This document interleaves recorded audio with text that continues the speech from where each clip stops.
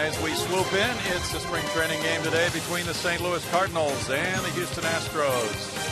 Fans are here in big numbers today, and welcome to the telecast. Seen today both in St. Louis and Houston, Bill Brown of the Astros, Al Raboski of the Cardinals. We've been together so many times over the years. This will be fun, Al. It sure will be. I wish we knew a little bit more about the Cardinals, as they have 13 minor leaguers here for this split squad day. But we're very happy to see the Astros, and boy, they had a great second half. They did. Lance Berkman will be in the Cardinal lineup. Let's join our compadre now. Jim Deshaies outside the stadium. JD? All right, fellas, you guys are going to be grinding away up there in the booth. I'm going to be out here roaming around having a good time. And one of the big features here at Osceola County Stadium, the chicken on the stick, boy, it does not get much better than that. We'll be checking out some of the fare. We'll be roaming around talking with some folks, including Lance Berkman. It looks kind of weird in that Cardinal uniform, but it's going to be fun catching up with Lance. Enjoy the game. We'll throw it back now to the Mad Hungarian and the humble American. Thank you, J.D. Al, we get to see Lance Lynn pitching today for the Redbirds. Yeah, a very promising young man that only 23 years of age. He was at Memphis last season. Probably will go back to Memphis, but he'll be an insurance policy. It's Bud Norris for the Astros. Baseball is next. The weather here has been absolutely spectacular all spring. It's the Cardinals and the Astros today at Osceola County Stadium in Kissimmee. A good crowd has assembled. And these two teams come into this game on a split squad day for St. Louis. The other Cardinal club is at home in Jupiter with Kyle Loesch starting against the Florida Marlins. Astros fans will be watching their frontliners for the most part. The Cardinals are stretched thin now because of the split squad, as you mentioned. So many of those in the Cardinal lineup will not be mainstays this year. No, they will not, as 13 minor leaguers have made the trip up here north. But the Cardinals do have a representative group. Lance Lynn, who was 2 years ago was the Cardinals minor league pitcher of the year, will be on the mound. He's a big prospect, and we'll get a glimpse of what it could be like with the life of Albert Pujols if he signs for the Cardinals and the Memphis roster. Okay. Well, that's one of the things we can look at today. Of course, Albert back in Jupiter playing in that Cardinal game against Florida, and Matt Holliday and a lot of the other guys who will be in that starting lineup, the Skip Schumachers of the world. But for baseball fans, oftentimes they'd rather see a game like this. They want to take a look at some of the younger prospects sometimes, Al. Well, it's always fun to see part of the future, and we're going to get a little bit more than I think you and I would like. And as you're celebrating your silver anniversary, 25 years in the booth for Houston. How many for you now? 27. That's great. Let's take a look at the Cardinals starting lineup. Joe Patini is managing this club as Tony La Russa has stayed back for the home game. It's John Jay, Alan Craig. You see Lance Berkman there, followed by David Freese, Mark Hamilton, Daniel Descalzo, Tyler Green. Tony Cruz, the catcher for Lance Lynn. And it's Bud Norris. He's been quite a Cardinal beater so far this season, or in his career, rather, Al.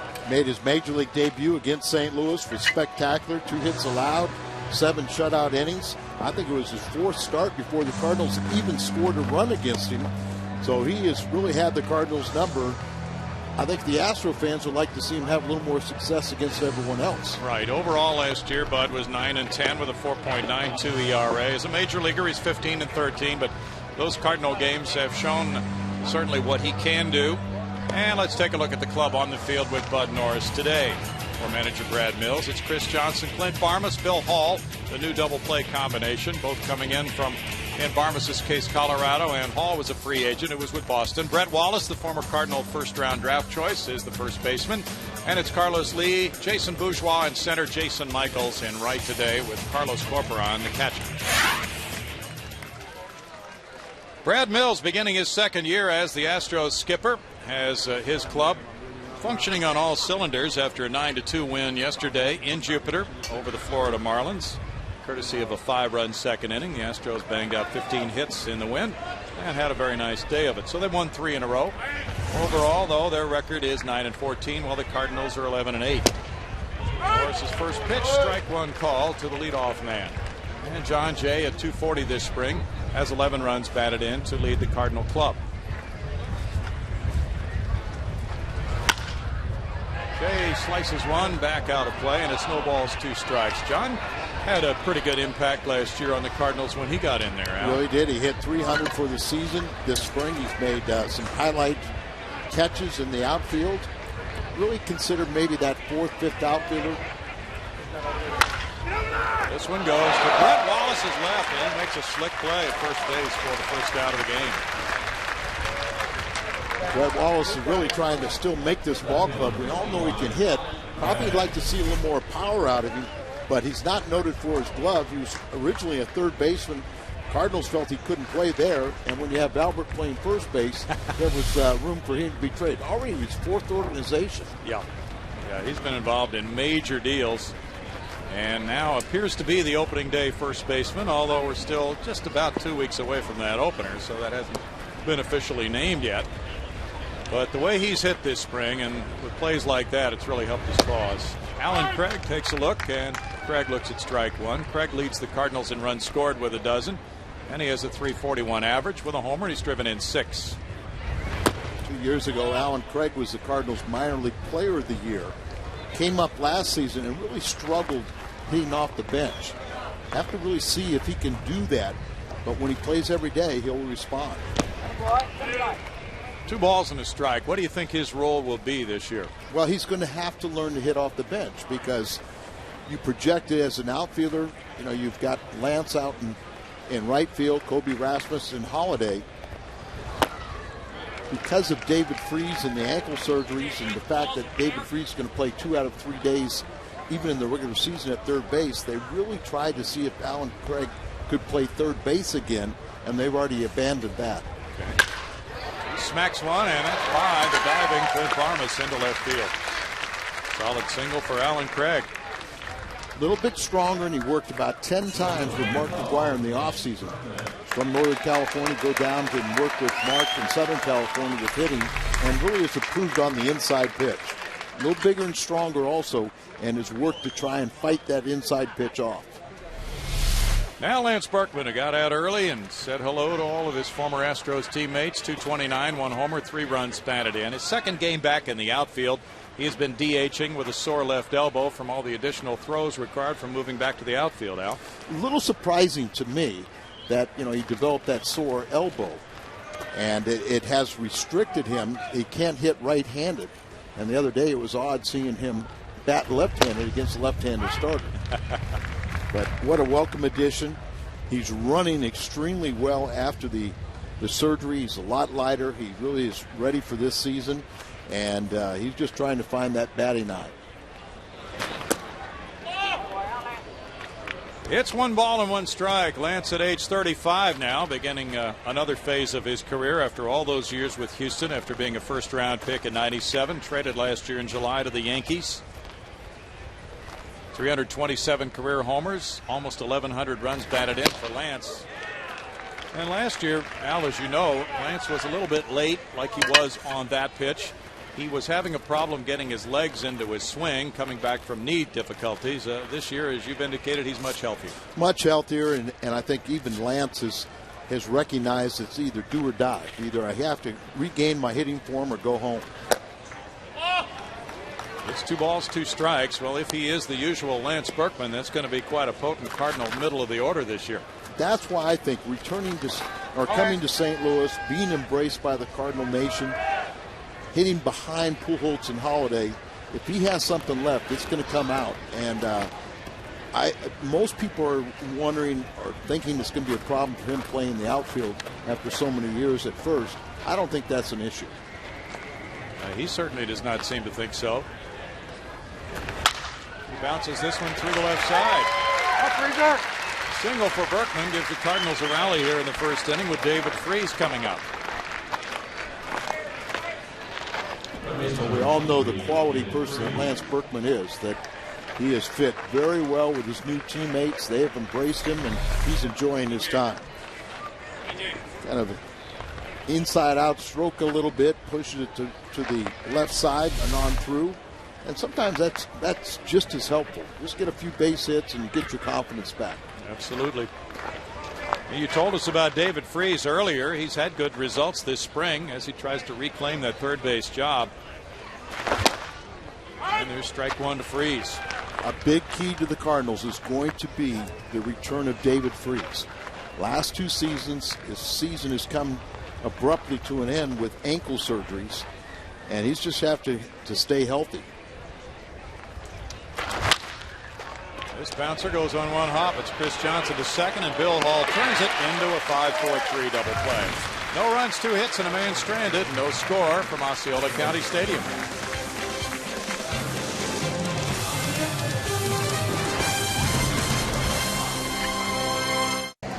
St. Louis had a threat going, but then the double play ball ended at the top of the first. Now we check out the Astros starting lineup for Brad Mills today. Jason Bourgeois is the leadoff man. He's in center field, fighting for a spot on the roster, followed by Clint Barmas. Then it's Brett Wallace, Carlos Lee, Bill Hall, Chris Johnson, Jason Michaels, Carlos Corporan, and Bud Norris. Lance Lynn will be on the mound, making his second start of the spring. He's 0-1. That was an earlier start. He lost that ball game. Probably ticketed back to Memphis. 2 years ago was the Cardinals minor league pitcher of the year. Won 13 games last year at Memphis, including 16 strikeouts in 7 innings in a playoff game.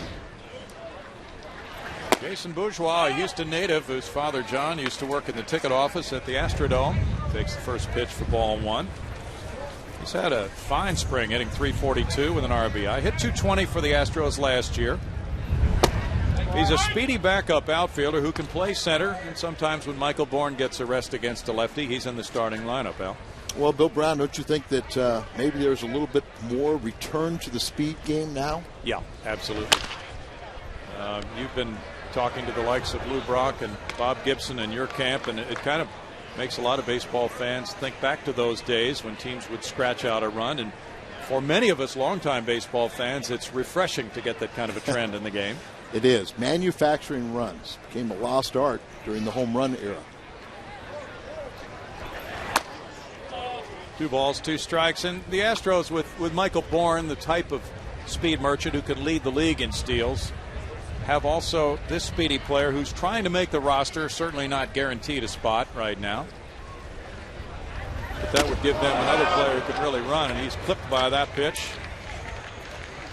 You told us about Lance Lynn from Marion County, Indiana, and Ole Miss, a high pick in the 08 draft. Well, one thing you'll notice, he isn't a particularly hard thrower, but he has the ability to really pitch. He has that feel. Now, Dave Duncan told me, he said that's a reputation in minor leagues. He really has not seen it, but there is a little oddity. They say that he really does not get going in a game until pitch 50.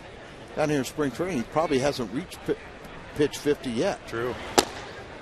Strike 1 there to Clint Barmas. Clint's still trying to get going with the bat this spring. His hands have looked awfully good at shortstop, 227, with 2 runs batted in. Brad Mills was telling me how happy he is to return to shortstop. He had moved to second base with the Rockies because of Troy Tulowitzki. Runner going, and there's the throw, and it's a little high and in time still to gun down Bourgeois. Tony Cruz with the throw to second in time. And that's good to see because Tony Cruz is noted more for his young bat. He has caught Lance Lynn a couple years ago as this young man is coming through the minor league system. Good jump, a little maybe a hesitation halfway, and a good tag as it comes down there, and Descalzo stays with it, and maybe pushed him off the bag to help sell it. Strike there to Barmas, and the count goes to 1 ball, 2 strikes. Clint came to the Astros, and you see his career numbers with the Colorado Rockies. He had come up through their system after playing at Indiana State, and he came in the trade for Felipe Paulino. He's from Cardinal Nation. He sure is. Big Cardinal fan growing up, and had a big, 23 home runs a couple years ago? Yeah, he did. He did. Astros and Cardinals meeting in those games, you see represented on the top of your screen. Always good baseball when these two teams play, and fans have loved the style of baseball and the good competitiveness and a very respectful type rivalry over the years. Good heater there, and there's a strikeout. You keep the ball down, and that's one of his strong points, is he works on both sides of the plate, can change speed, and keeps the ball down. Look at the Cardinal defense. Around the horn, Mark Hamilton at first, Descalzo at second, Tyler Green at short, and Freeze over at third. Alan Craig in left, John Jay in center. A guy named Lance Berkman, maybe some people have heard of him, and right, Tony Cruz behind the plate, and Lance Lynn on the mound. You know, we've made so much already out of Lance Berkman coming back to play against his former club. And now here's another angle of Brett Wallace, who was drafted in the first round by the Cardinals. And as he comes back to play against St. Louis, with 13 runs batted in for spring training, Brett has the highest figure in the RBI department of anybody in the spring, either in Florida or Arizona so far. He had a 7 RBI game. And shoots that one foul. Nobody doubts that Brett Wallace can hit. I guess the question for the Astros is, can he hit enough power to stay at first base? Some thought of maybe Carlos Lee coming in from left field and playing first, but Brad Mills said he worked very hard with Bobby Meacham this offseason, and they like what they've seen.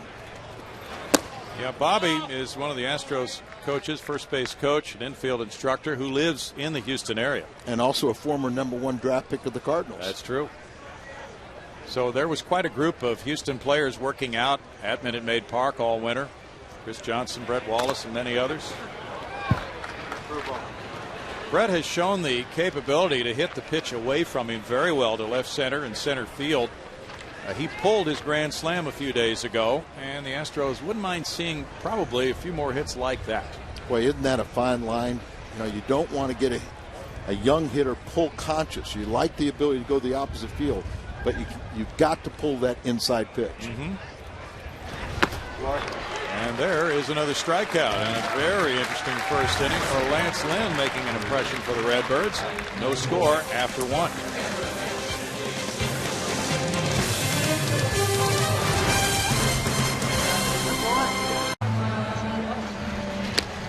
A little refreshing cool drink here in Central Florida on a warm day, probably in the low 80s. Al, have you seen weather this spectacular in a few years in Florida? I've only been down here for about 10 days, and that is what everyone has raved about. The weather this year has just been spectacular.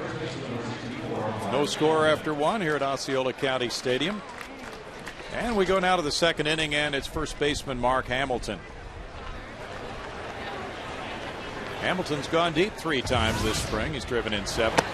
Bud Norris missing with ball 1. Hamilton's a big power slugger.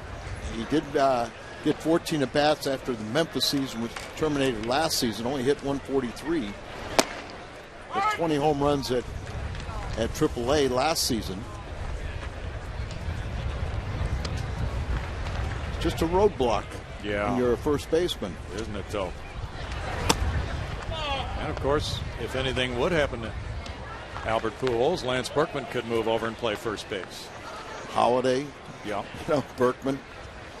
So these minor league kids, I mean, they're auditioning for a lot of scouts. Yes, they are. 2 balls and 2 strikes to Hamilton. Norris lost his last start, giving up 5 hits and 5 runs in 3 innings against Atlanta. He's been bothered by a little right hamstring injury, but pitching through that, as many pitchers do. That's slashed on the ground, backhanded. Barnes trying the off-balance looping throw, and he got it. Spectacular play by Barmes. What about that? It was an outstanding play. All managers and coaches just ask you to make the routine play. But when you can make the routine play and then throw in a gem like this, look at how on the outfield grass shows that arm strength, gets it all the way across. Wallace doesn't really even have to, just a courtesy stretch, as it's just the pure arm strength from Barmes. And Hamilton was running right out of the box, just couldn't make it. Tremendous play. Take another look. You see him running here. He puts the head down. There's not a lack of effort, just lack of foot speed. Daniel Descalzo now the batter, and it's 2 balls, no strikes to him. 303, 1 homer, 4 runs batted in, and a good spring for Descalzo. They like his bat. Very solid defender at second base. Kind of hurts him is, like a lot of infielders, that if you're trying to be that utility man, that backup, what separates good ones is the ability to play shortstop. Good point. Bill Hall knocks it down, but it trickles behind him into right field for a hit for Descalzo. Sharply hit grounder. Good to see Billy Hall back in the Central Division. What a talent he is. He is a talent. Still trying to find a position defensively, but shows good range there, gets to the ball, but That would have been a very difficult throw to right the ship and throw a speedy runner out. Yes, it would have been. Tyler Green is one of those guys you talked about who does play shortstop as well as other positions. His primary position is shortstop, and right now with Nick Punto out with a sports hernia, he'll probably miss the first month. Tyler Green is really the only legitimate shortstop or backup for Ryan Theriot. How has Theriot looked this spring, Al? He's been a little slow with the bat. I think the assessment is that he's maybe showing a little more range defensively. Not the desired arm strength that you'd like, but Cardinals won a world championship with Eckstein, and he has a much stronger arm than Eckstein. And he plays with a lot of heart like Eckstein. Jim DeShays will be joining us along the way today. Glad to have you with us today as we go to both St. Louis and Houston markets.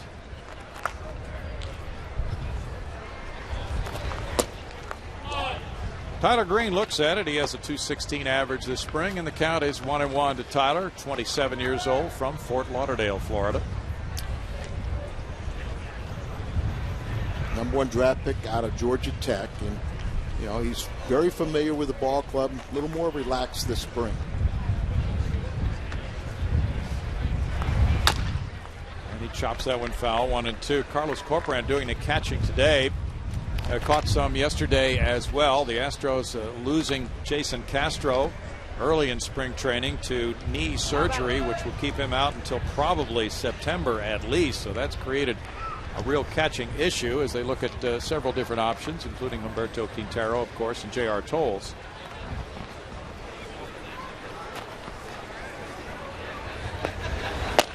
That's a strike, and Green is out, #2. Well, Bud Norris just seems to dial it up awfully well when he faces the Redbirds, Al. It's amazing how you always find one guy, and he'll dominate against a certain team, and Bud's team is the Cardinals. He just has their number. And you just hate to see someone take a fastball, especially a called strike. I'm not saying it wasn't a good pitch, because it was. Right. Good location, but you'd like to be aggressive. They're 5-1. 2.27 ERA in 6 starts. Tony Cruz looks at it. It's strike 1 to Cruz, hitting .077 this spring. 24-year-old receiver from Palm Beach, Florida. Played at Palm Beach, Springfield, and Memphis last year. Hadn't hit much this spring, but Mark McGuire, the Cardinals hitting coach, said he likes his potential.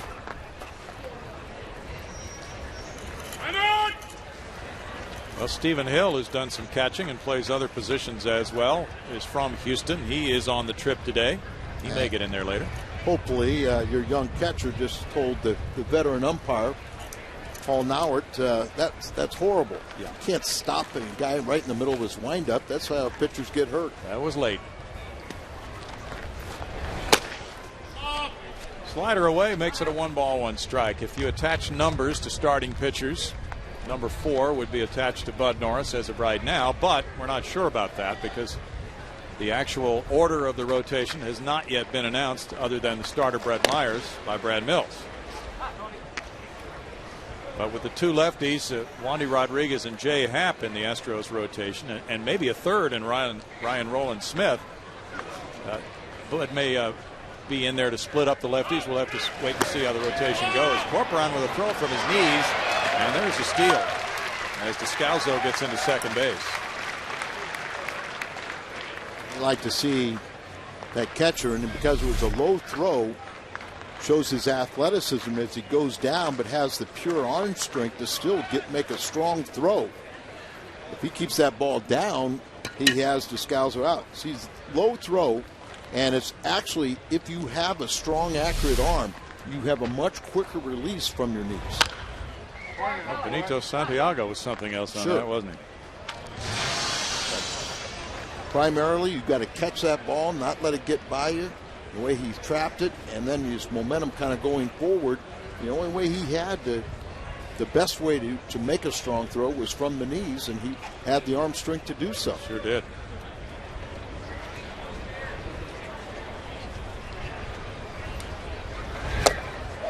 There's a strikeout for Norris, and that's number 2 of the inning for him. And makes it no runs, a hit, and a man stranded, and no score in Kissimmee. No score here as the Astros come up. Bottom half of the second inning. Glad to have you with us today. And as we get ever closer to opening day, and a lot of cuts still remain for both of these teams, and still a lot of players in the mix, but you probably have a pretty good idea who's going to be there on opening day right now. You know, Tony La Russa likes to set up a lot of competition, yet this season, I mean, this was probably the most set team I've seen in many a year. Even with the absence of Wainwright, you still really could say who the top 5 guys are, and that's McClellan at the 5th spot. Carlos Lee takes a look at it, and it's ball 1 from Lance Lynn. 2 homers and 6 runs batted in for El Caballo with a .273 spring average. He puts that one in the air, and that will drift back. And being pursued, but not quite enough room for Cruz to make the catch.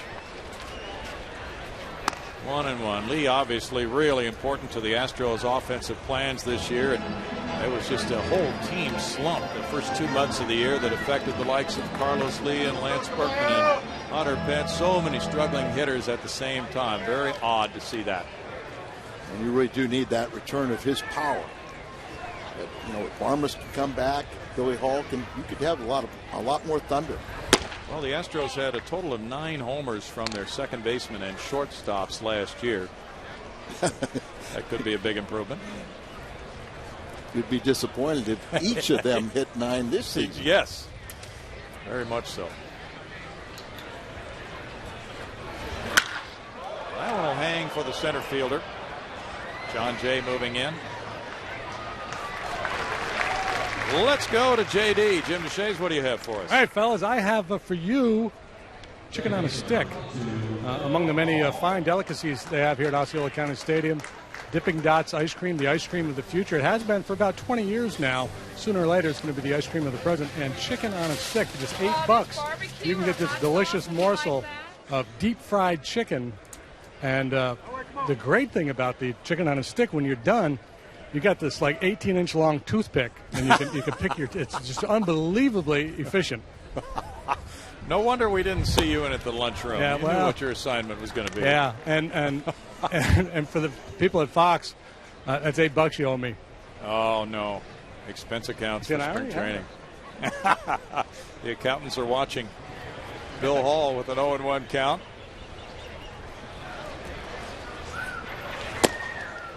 And it's no balls, 2 strikes as Lance Lynn pounds the strike zone. Utilizes all of his pitches, and of course, when you got Billy Hall up there, you probably see a lot more breaking balls. 265 for Bill Hall with a homer, and he's driven in 3. He's played a lot of different positions, but happy to settle back in at 1, second base this year. Jeff Keppinger had surgery on his foot, and he will not be able to return until May. Those are the estimates. He was the second baseman last year. But he can certainly fill in a very important role, being able to play all the infield spots when he does come back. Super utility sub. Yes, absolutely. All grounds 1 to short.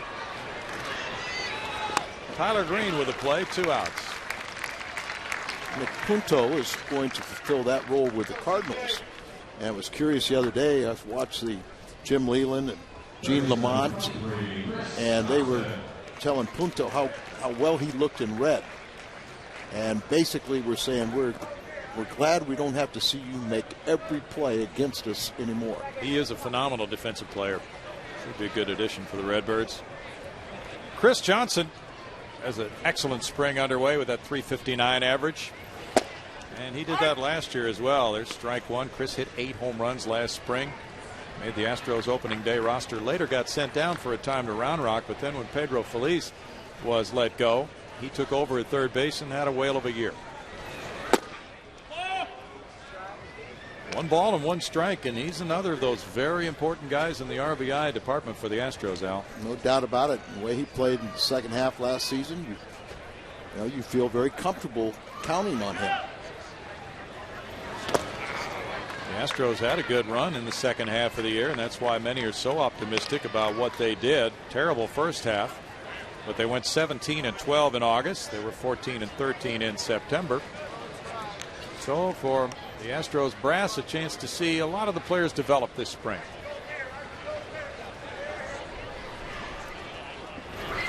That's rolled to first base.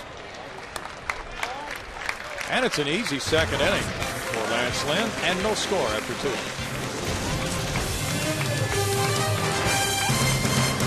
2. Way to lock in the best available seats to the hottest games of the season. You can score a ticket to opening day and games against the Rangers and Red Sox. Plans start at only $21. Operators are standing by. You can call 1-800-ASTROS-2 or visit astros.com. Well, still almost 2 weeks to go in spring training, Al, and a lot of teams are looking at injury problems right now. And in the Cardinal camp, other than Wainwright, how things look. Pretty good? Yeah, we're pretty good other than Wainwright and Punto.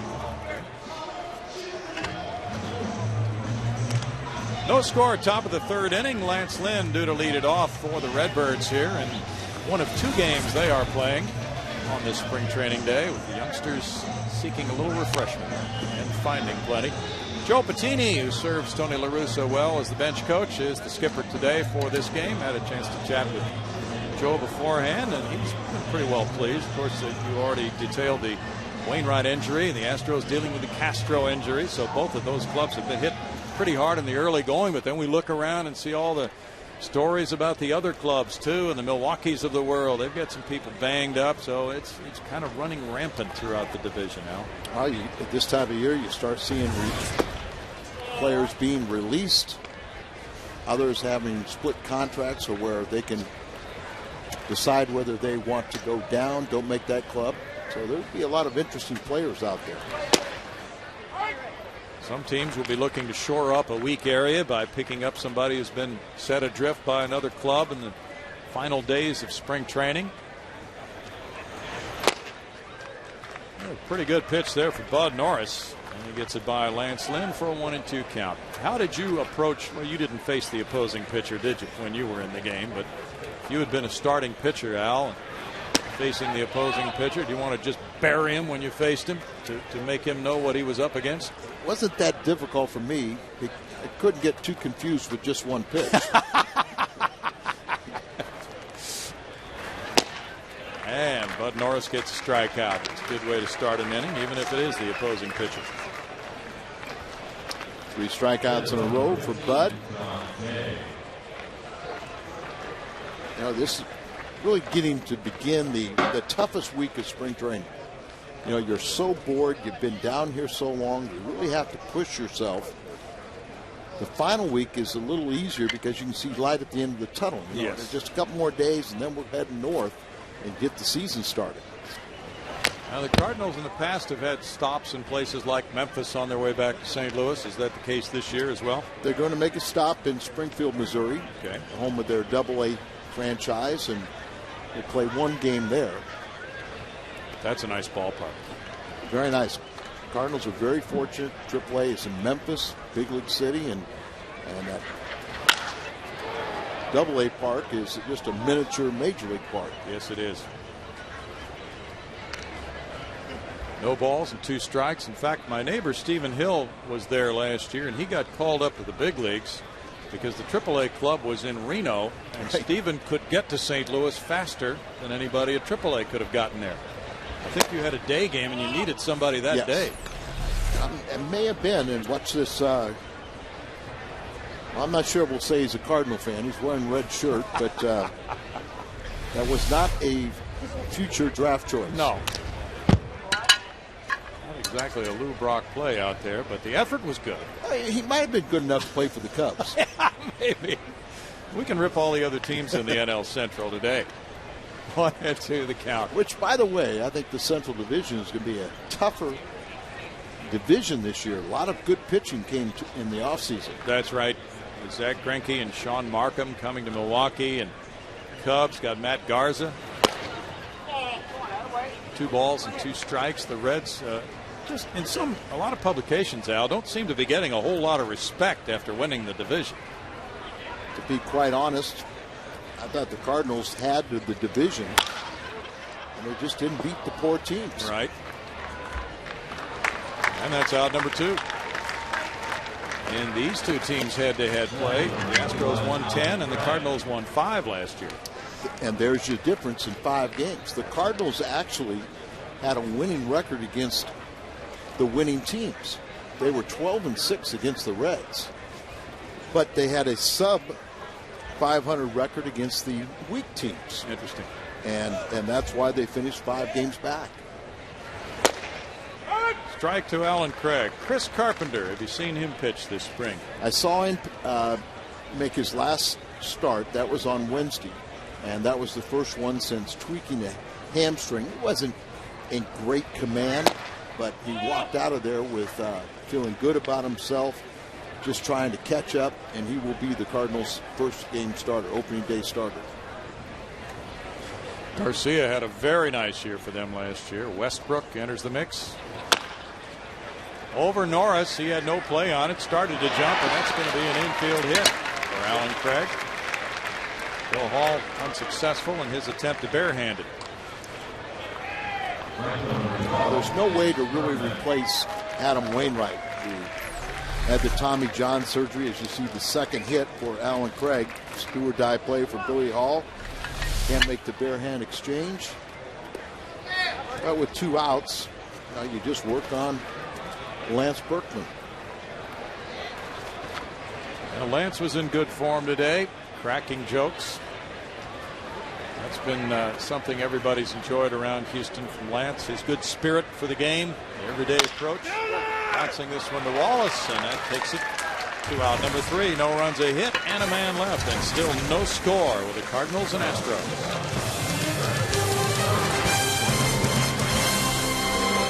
4 hits in the game. They are all singles by the Cardinals. They got 2 of those in the first inning. The Astros got a double play ball then from David Freese. Now it's the Houston third. And Jason Michaels has, in recent days, just become a father again. He and his wife Pamela welcomed their second child on Thursday. J-Mike with a drive to left field. And just at the edge of the warning track, that turns into out number 1. He's had a solid spring with a .400 average, a couple of long balls. A little hanging slider right there, but got underneath a little bit, and the park contains it. Jason Michaels really has had some big hits against the Cardinals as a pinch hitter of last few years.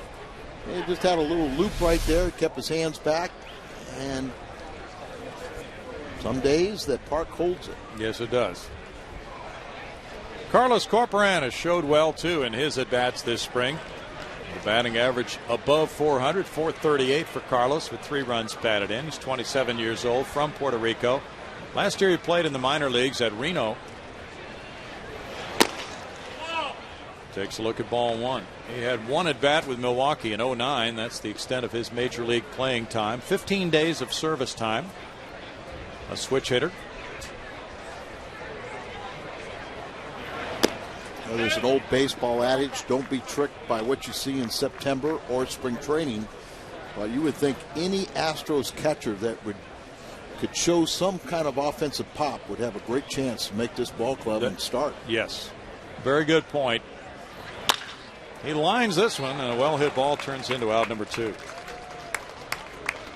Especially because the Astros are primarily a right-handed hitting team, so if they find a left-handed hitter with a good stick, they have to consider him strongly at this point.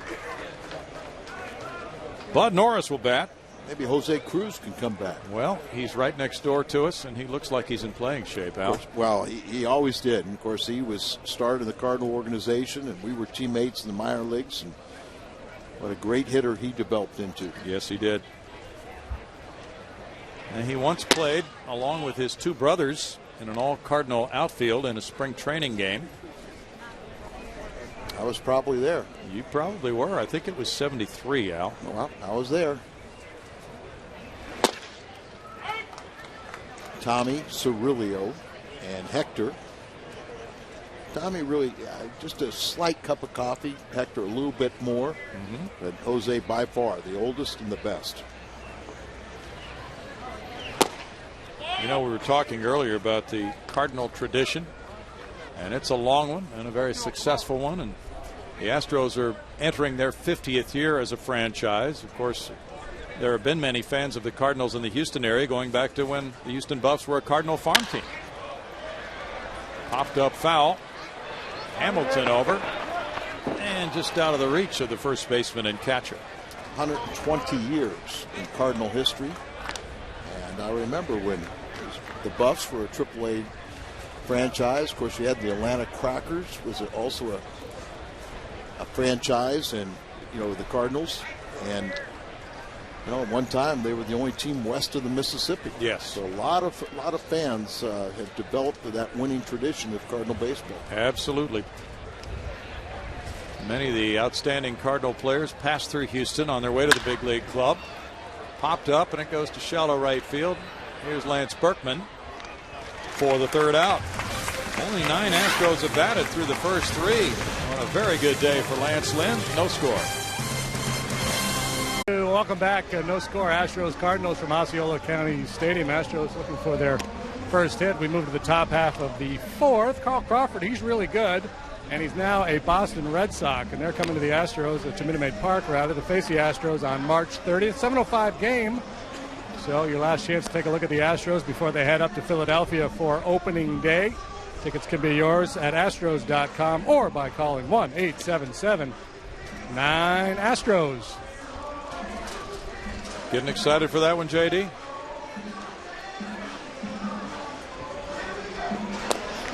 No score after 3, and you see the Houston line with nothing but zeros. The Astros have sent only 9 men to the plate. The first one, Jason Bourgeois, was hit by a pitch, but then he was thrown out trying to steal. Reminds us of Jim DeShays striking out the first 8 Dodgers in a game. JD, you feel like you want to go back out there? Yeah, that's exactly after pounding down that chicken on a stick, I think that'd be a good idea. Go out there and, hey, I went for a walk/run with my wife a couple of weeks ago and couldn't get out of bed for 3 days. So there are no delusions of grandeur here. Hey, JD, how about Lance Lynn? You hit the first man, and then your catcher helps you out by throwing him out and shut everybody down. But set a little message that, hey, I'm coming out there, coming right after you. Well, and hitters will tell you that, especially the guy they don't know well. You knock somebody down, you hit somebody early, even if you don't do it intentionally, it's an opportunity to take advantage of it. I've talked to a lot of hitters over the years that said, if somebody buzzes my tower, I'm not diving to cover that outside corner. I'm going to hang in there and try to go 1 for 4 today, because tomorrow night maybe the guy won't be quite as aggressive inside, and I'll take advantage of that. David Freese looks at the first one here in the 4th inning, and it's ball 1 from Bud Norris. He bounced into a double play. And David has really had to fight a lot of injuries. He talked about the pattern not to play him every day at first, Al, so that would seem to be a very logical approach. Just let this guy get healthy and settle in a little bit before we really string the games together for him. The last 2 years he's had 3 ankle surgeries. Both ankles have been operated on. And, he hit into a double play and they would have turned that one. But by orders, he's instructed, don't run hard, don't push anything. But at some point that athleticism or competitiveness takes over. True. Yep, it's hard to put the restraints on a player. He's very good defensively, better than advertised, and he's really shown an ability to drive in runs. And it was odd for him to hit a double play the first time up. Bud Norris rips a fastball by him for a strikeout. That's number 4 for Bud. Of course, Bud is the equalizer. He has the Cardinals number, and you see David Freese many times go to the opposite field. He had a pitch to do so, but swings through it.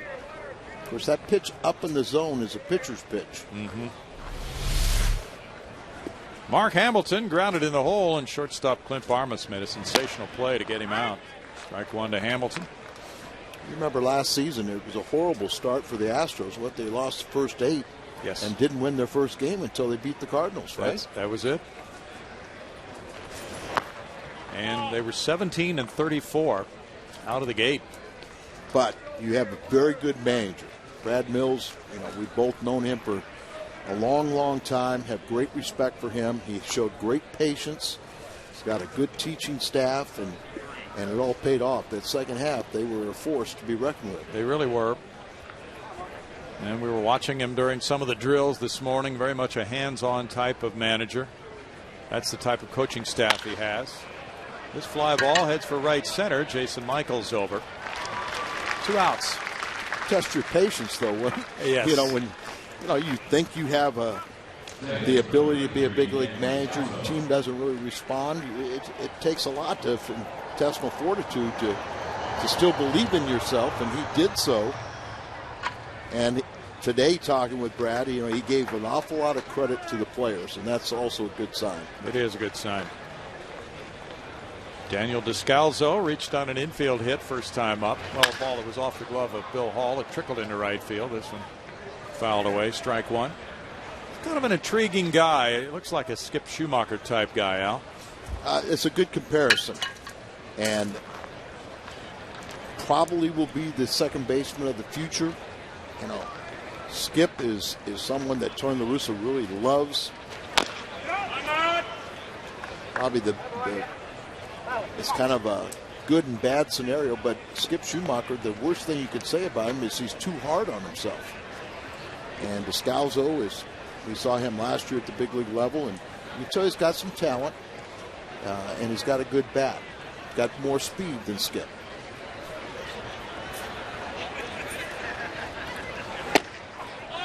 Norris missing, and he was referred to jokingly by Albert Pujols as Chuck Norris last year. That's kind of the way the Cardinals felt about him, the way he threw the ball against them.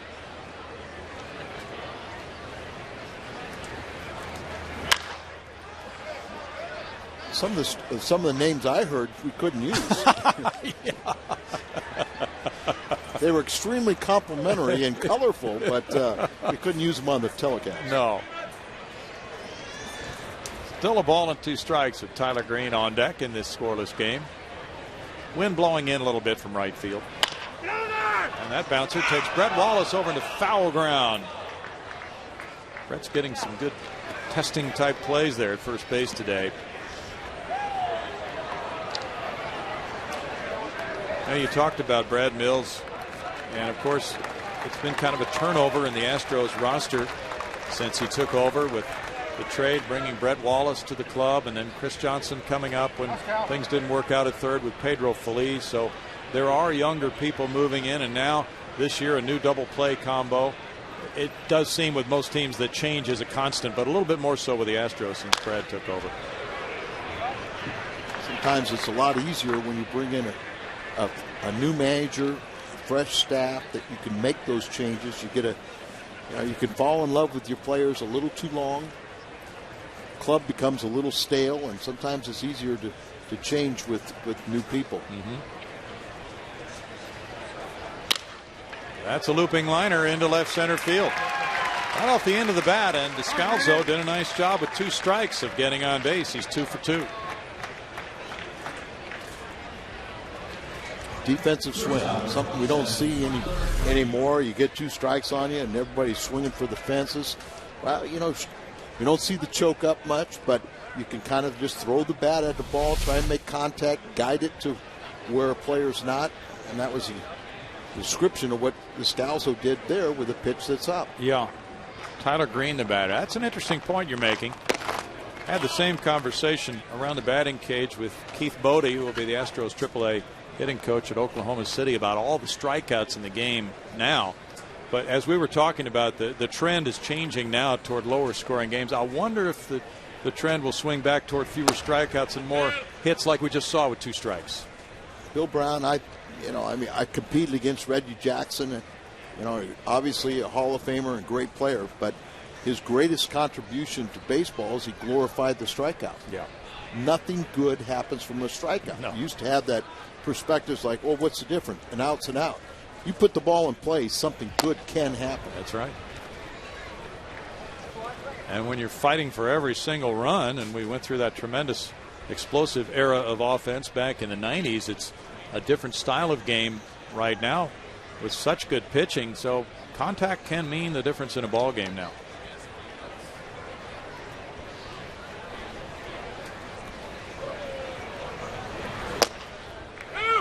You have actually smaller players seem to be playing the game now, right? You don't have the big hulking guys that you had. I don't know how that happened, but it's true. It's true. But even thinking about a big guy like Rico Carter, Rico was a big, strong power hitter until he got 2 strikes.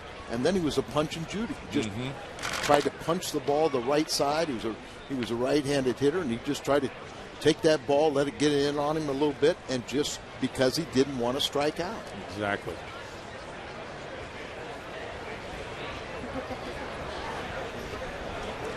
Runner is moving. There's a swing and a miss and a strikeout. Ends the top of the fourth. 5 strikeouts for Bud Norris and a good pitching duel here at Osceola County Stadium. There's no score. 5 hits in this game. They've all been singles, and we go to the bottom of the 4th inning now with the Astros looking for only their second base runner. Jason Bourgeois led off the home first. He was hit by a pitch, but then he was snuffed out trying to steal second.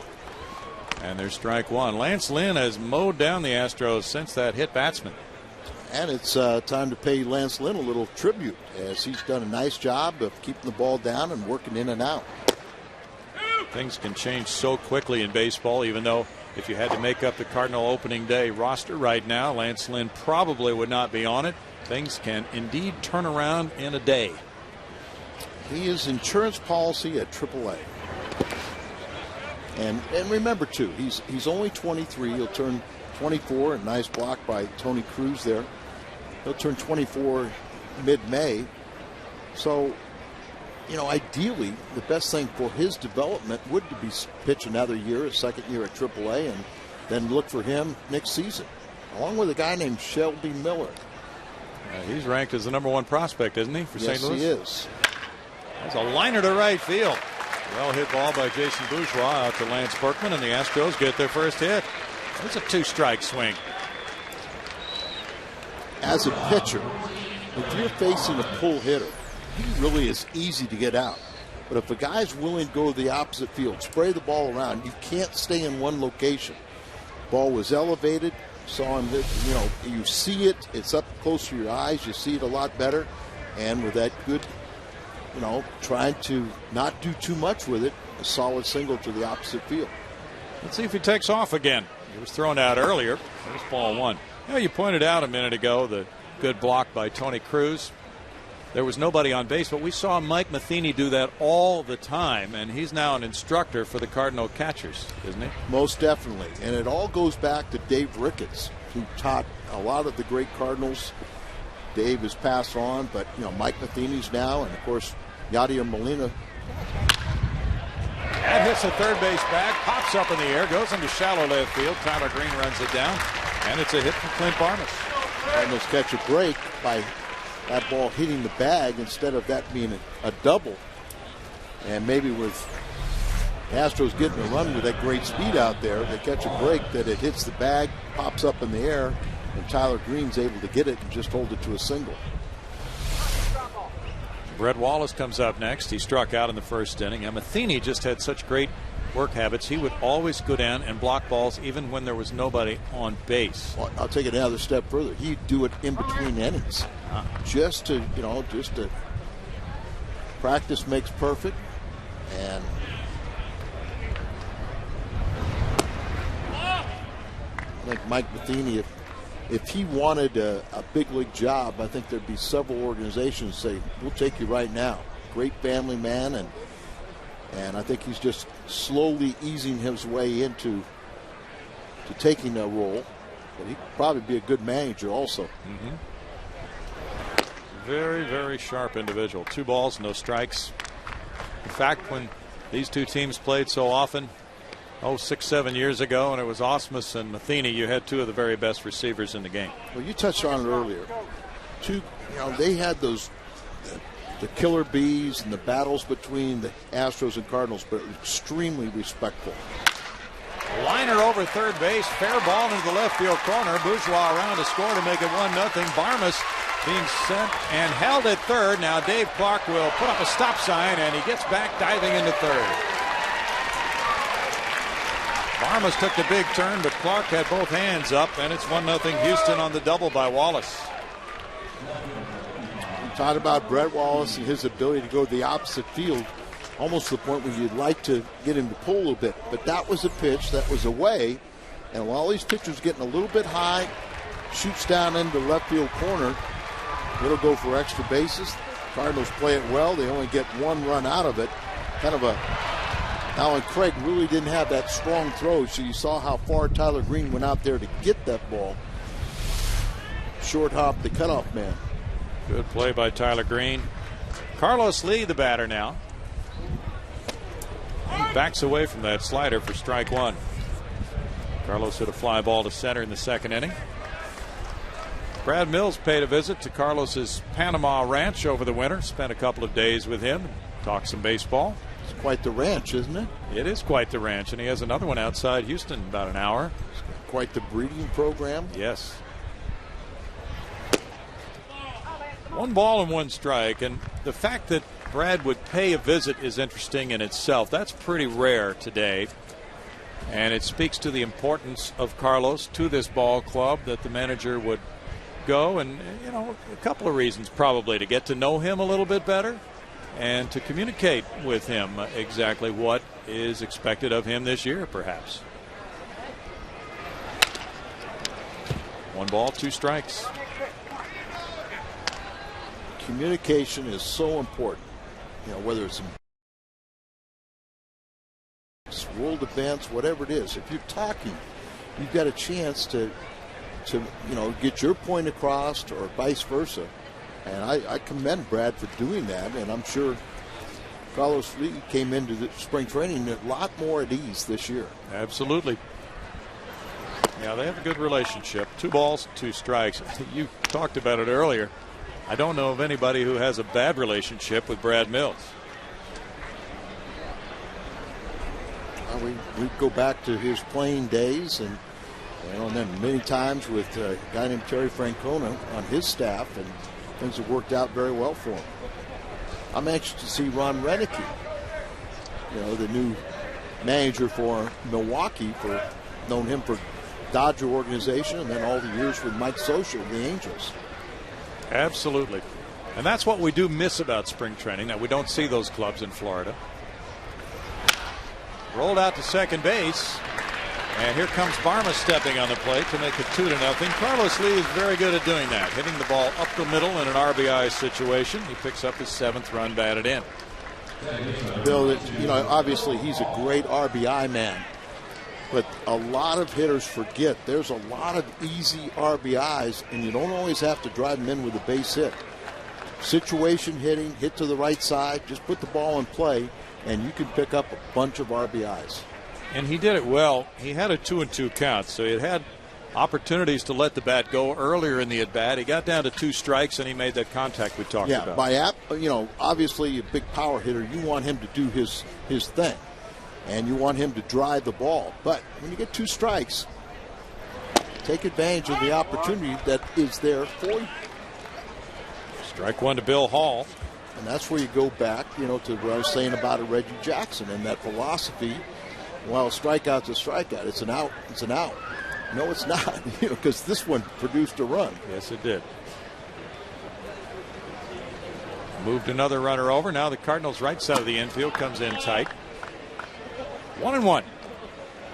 The Marlins did this yesterday against the Astros. The Astros had a pretty big lead, but runner on third, 1 out. Marlins skipper Edwin Rodriguez brought his infielders in. You work on different things in a spring training game that you wouldn't do during a regular season game.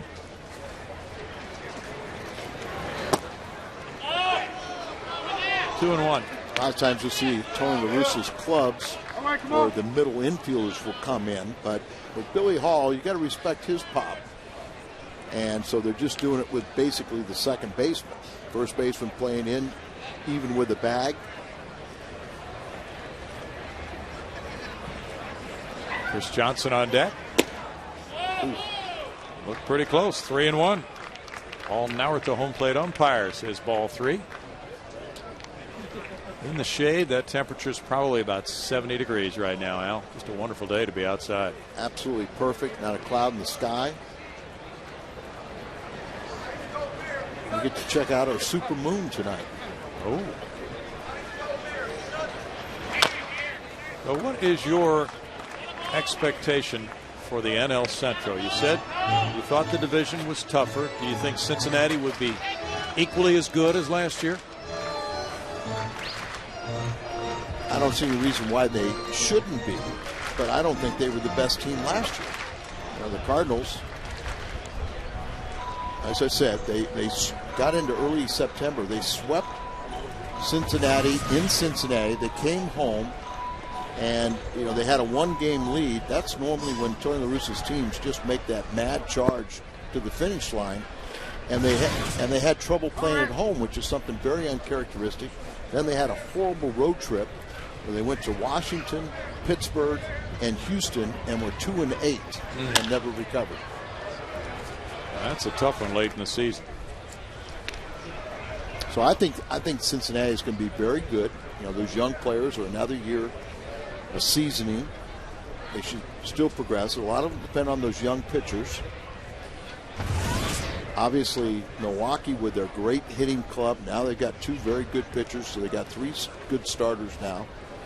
Houston trying to pick up where they are. I don't think they're going to be in the upper echelon, but they're going to be better.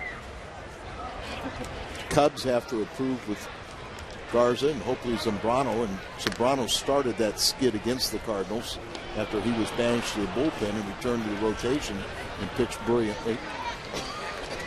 But that's the way it should be. Every team should have a legitimate shot, and then just find out if you're good enough over the course of 162 games. We saw the pitch count still very low for Lance Lynn. Bud Norris has thrown 69 pitches through 4.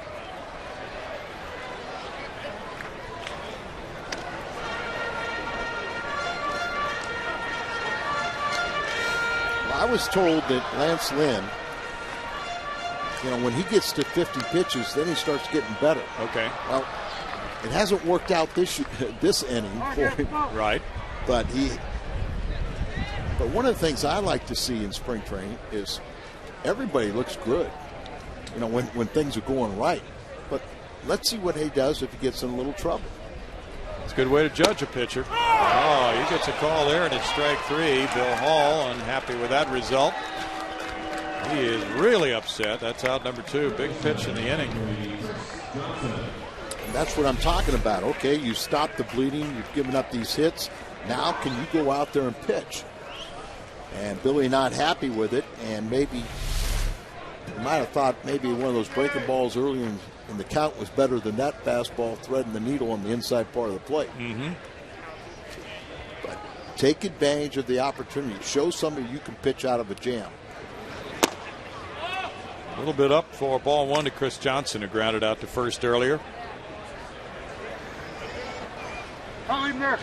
That pitch there when Jim DeShays and I pitched would be hammered.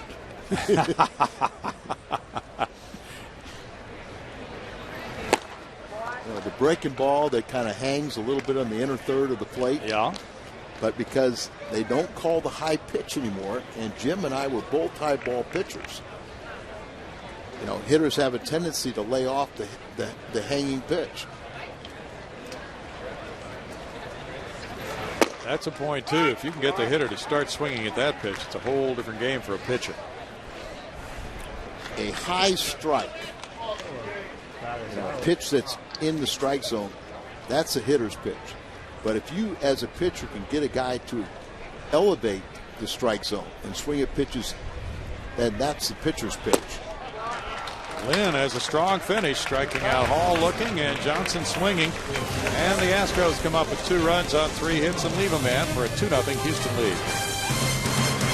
Game Hot Pack is the easiest way to lock in the best available seats to the hottest games of the season. Score a ticket to opening day and games against the Rangers and Red Sox.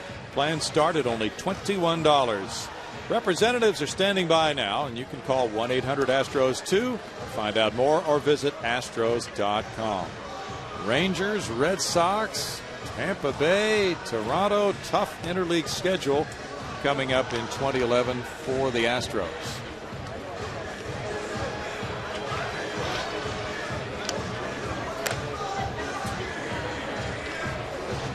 Two to nothing Astros. They scored on singles by Bourgeois and Barmas, then a double by Wallace, knocking in one, and a ground out by Carlos Lee.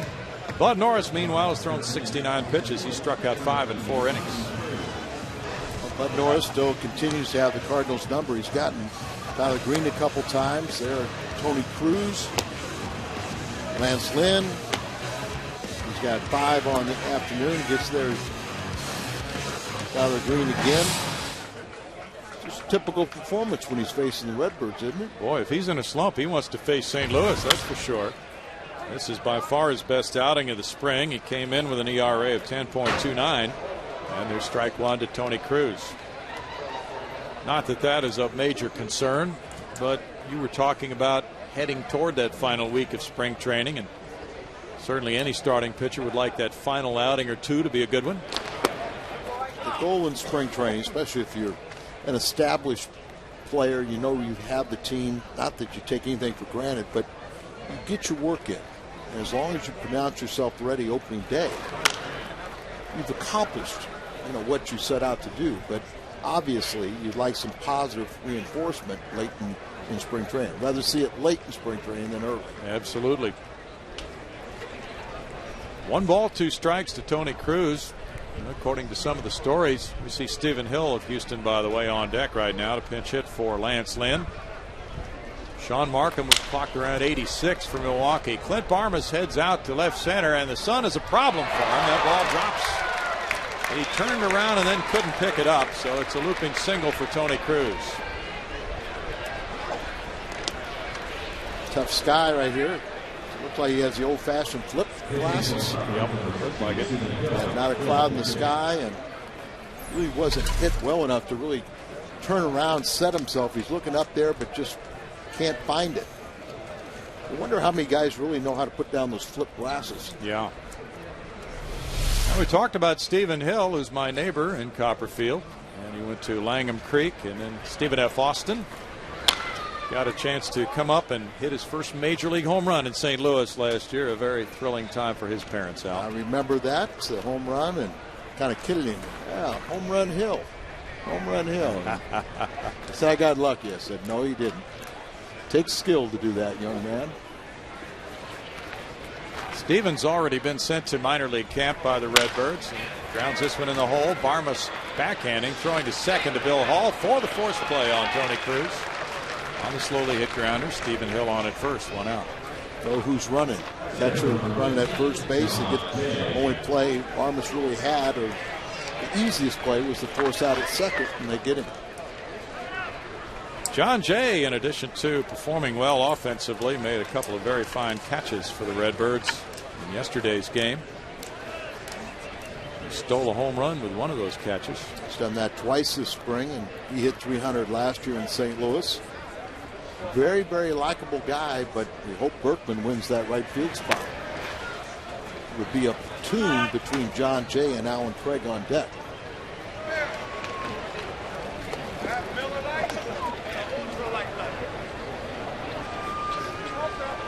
Suntan lotion is required today, or these folks may be scratching themselves in a few days otherwise.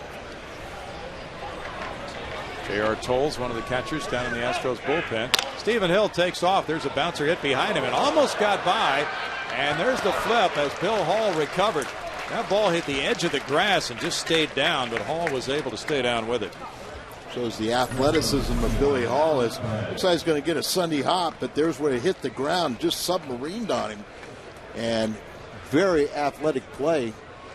That was not easy at all. You're expecting something chest high. It's down around the ankles. Now you're trying to regain and hold on to your balance and then flip it to first base. Very nice play. It was good play. Alan Craig up. He's 2 for 2. Single to left and an infield hit to second. Little bouncer went right over the mound for that infield hit. And it's strike 1 to Craig. Alan Craig has hit at every level he's played at. From here you might see a very good look. Watch his bat as he will kind of cock it towards the pitcher, making it not a lengthening his swing, and they really worked on trying to combat that inside pitch. He rolls this one to third. Chris Johnson with the throw. No runs a hit and a man stranded after 4.5. It's 2-0 Houston. It looks good. And the fans here are enjoying a lot of things today. Not only the food and the cool drinks, but also very good pitching. And it's a 2-0 ball game with the Astros leading it. Meanwhile, Brandon Dixon is warming up. after the first 4 innings belonged to Lance Lynn. Lynn giving up 3 hits, 2 runs, and he had a hit batsman and 4 strikeouts. And you're seeing another former Memphis hurdler. Both of these, Lynn and now Brandon Dixon, both were on the All-Star team at AAA last season. This guy is a sinker ball specialist. He induced 20 ground ball double plays last year. He was 3rd in strikeouts to Lance Lynn in the Pacific Coast League. Working his 3rd game. He has a chance to kind of take over the Blake Hawksworth, the spot starter, the long man out of the bullpen. Jason Michaels with strike 1. He hit a fly ball to left first time up. Jason had a strong second half last year for the Astros. He can play all 3 outfield positions. And with the Astros having Hunter Pence in right field most of the time, Michael Bourne in center, and Carlos Lee in left, it's tough to get Jason into that rotation sometimes. Brandon Lyon warming up in the bullpen. Michaels hit 8 homers in 186 at bats, drove in 26. Bounces this one back to Dixon.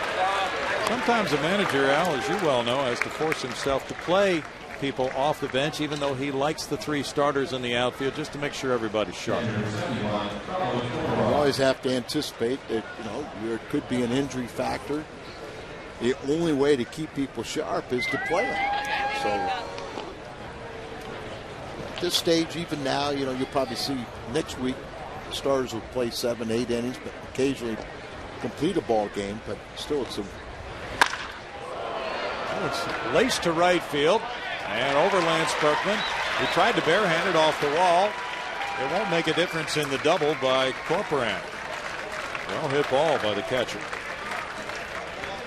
Catcher Corcoran trying to impress, and he has.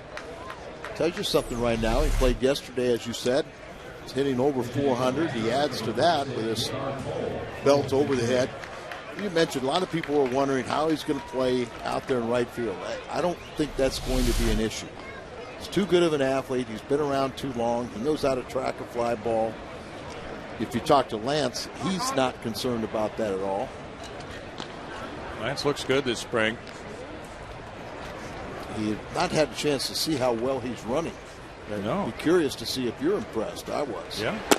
J.R. Tolles, the pinch hitter here. Batting for Bud Norris. 357 in a very good spring, including a couple of homers and 5 runs batted in for J.R. An excellent 5 shutout innings for Bud today. Sprinkling the 6 hits. He had 5 strikeouts. Did not walk a man. A couple of the hits of the infield variety, so that is really good work for Bud Norris.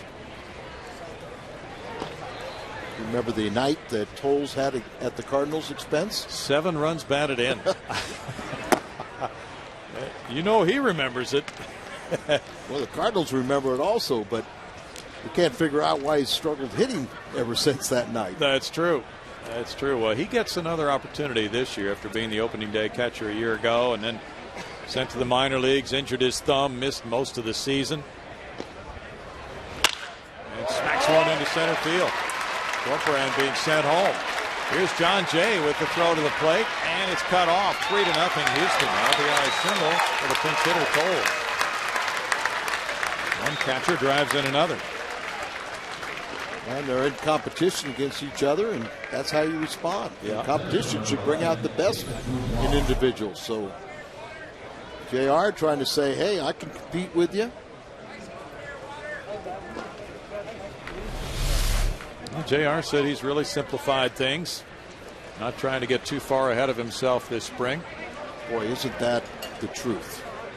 We try to complicate this game so much, and it's really a simple game. Little roller goes out towards shortstop. Tyler Green plays it to first to get Jason Bourgeois. Yeah, Keith Bodie, we talked about him earlier. He's going to be the hitting coach at AAA for the Astros this year at Oklahoma City, and he said he was making that point to some of the hitters. He said, you think this is tough in the batter's box.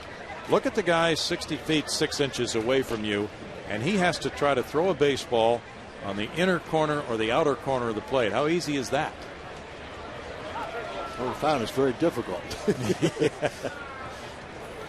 Clint Barmas is 1 for 2. Tennis ball. A lot of this game is real psychology, isn't it, Al? Most definitely. I mean, when you really talk about superstars, and there are superstars in this game, not a lot physically separates players, but it's really the mental aspect of the game that creates superstars. Yeah, that consistency is amazing. And let's face it, this is a negative game. You fail 70% of the time, you're considered great. So can you deal with frustration and failure? Sure. And the good ones can, the mediocre ones can't. Yeah. Yeah, slumps are hard to avoid for anybody in this game at this level. We talk about go back to basics. Rod Carew, 7-time batting champion, Hall of Famer with Minnesota in the American League. He never would go into a prolonged hitting slump because he was such an excellent bunter. He was. The simplest thing, basics of hitting. Mm-hmm. We were talking about that yesterday regarding Michael Bourne.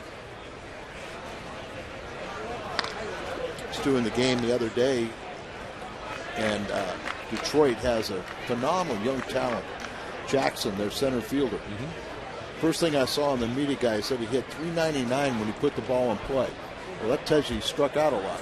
He struck out 170 times. Ouch. Leadoff hitter to lead the American League, but great talent. Clint Barmas takes the walk. Now it's Brett Wallace. His RBI double in the 4th inning gave him his 14th run batted in. That leads all players in spring training.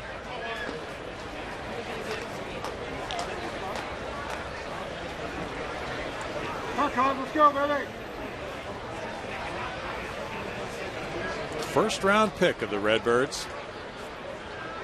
Had some amazing numbers. Triple Crown winner twice. In his college league, went to Arizona State. Really had some steals too. I think he reached like 20 steals in college. But the Cardinals felt he could not play third base. He rips this one foul. I think anybody questioned what he was going to hit. Right. And with Albert Pujols, you're not going to have much of a future if your best position is first base. But the Astros are special. Absolutely. Brett's just 24. He was the 13th player drafted in 08. And the Cardinals traded him to Oakland in 09. For Holiday. Right. Part of the Holiday trade. And he was traded for Halliday. Right. Went to Toronto in 09. And he was actually a later part of the Oswald deal, because one of the players who came from Philadelphia for Oswald, Anthony Gose, went to Toronto, and Wallace came to Houston. Gose is a fast young center fielder. Isn't that fun to sometimes look back at the transactions of a player and see how many big name people or people that he was involved in trades with? Well, it's a good point, because he has to be highly respected to be in those packages for those big names. When you throw around names like Holiday and Halliday, two of the best in the game, and then Oswald, we're talking about kind of a rare player here in Brett Wallace. He's 24 and he's been traded 3 times, all for some of the superstars of the game. And I mean, the Cardinals' feeling where they were not disappointed in him. It was legitimate first draft, and they used him wisely to get a superstar talent in Holiday, and same thing with the other organizations. The Cardinals and the Astros went through this for years, are in that situation of contending almost every year. And they have a tendency to want to pick up that big veteran who can make a difference, and sometimes that means parting with some of the top guys in the farm system. People don't understand, when you're trying to win every year, many times you just don't have the opportunity to develop a young talent. There are going to be some like a Kobe Rasmus that'll come in, or Jaime Garcia last year, but other guys probably have to go to other rebuilding teams. Very good point. 2 Hopper out to second. Descalzo gets it over to first. In the 5th inning, the Astros put up another run on 2 hits. They strand 2 and stretch their lead to 3-0 over the Redbirds through 5. Welcome back. Astros lead the Cardinals by a score of 3-0 as we head to the 6th inning, opening day. just around the corner. The Astros open in Philadelphia, and then they return home for their home opener on Friday, April 8th against the Florida Marlins. Opening day, all kinds of good stuff going on. Friday night fireworks presented by Marathon Oil Corporation, and the first 10,000 fans receive a Michael Bourne bobblehead courtesy of AT&T. You do not want to miss opening day at Minute Maid Park. 3-0 Houston. Jim Deshaies joining us. Al Roboski, Bill Brown with you as well today on a sun-splashed day from Osceola County Stadium. Brandon Lyon will take over on the mound and talking with two moundsmen, Mr. Roboski, Mr. Deshaies, on a day to enjoy good pitching. You guys getting ready for the season start yet? JD, you ready? I'm anxious, Brownie. I'm probably a lot like the players, although I've only been here 4 days and not 4 weeks. But I think, and Al talked about it earlier, this is the time of spring where you get anxious and you start to get a little bored with the tedium of spring training, and you're looking forward to those really meaningful games. Absolutely. There's strike one as Lance Berkman leads it off against his former teammate Brandon Lyon. Al, we see a lot of this. The closer comes in much earlier than normal to face the front line hitters. I like that. Al invented that move. Did he? No. Back in the 70s, yeah. So he could go for his tea time at 4 o'clock? Yeah. No, I didn't. And I was back in the era where, I would be pitching in the 9th inning, but I never faced anybody I knew. Okay. And so I almost felt disarmed. I was just trying to get my throwing in, do this and everything, but it just didn't have the competitive juices. I like it where you're facing major league hitters. Not only that, and if you don't have a book on some of these kids, you got no idea how to pitch them. Like I said, I wasn't too confused only having one pitch, but well, you had to know how mad to look. That's right. You see the numbers online. He took over the closer's spot last year. That's a foul ball. Berkman. Well, no, it's not a foul ball. Lance is trying to say he fouled it off his feet. He's going to win an Academy Award. I'm not sure he realized. Well, he understands now. Or did he tweak his knee? He might have tweaked his knee, in fact. He might be regretting that bus trip right about now. Yeah, let's see what it does. Yeah, that's probably the knee collapsed on him when he started to take that first step. Keep an eye on that. Lance will probably be coming out of this game, especially after what just happened. Yeah, Greg Hawk has been promoted as the head trainer. Barry Weinberg is now his assistant over to see about Lance, and I'm sure Greg is saying, hey, I want to get you out of there, but it doesn't look like Lance wants to come out. No. He's trying to prove too that he can stay healthy. Absolutely. 2 balls, no strikes to David Freese. Now Lance was to have come up on an earlier trip, but that was scratched earlier this spring, and he didn't make the trip here to Osceola County Stadium. Got a chance to come up. It might be termed an icebreaker, playing against your former club. Maybe a little different feel to it. Let's get that out of the way in spring training, and that's what he did today. Rather than wait until the first meeting in the regular season. Knowing Lance and his relationship with a lot of, not only players that he played with, but I'm sure a lot of fans that he kind of want to come back here and see them, see it under less pressurous situations. Absolutely. It's going to happen.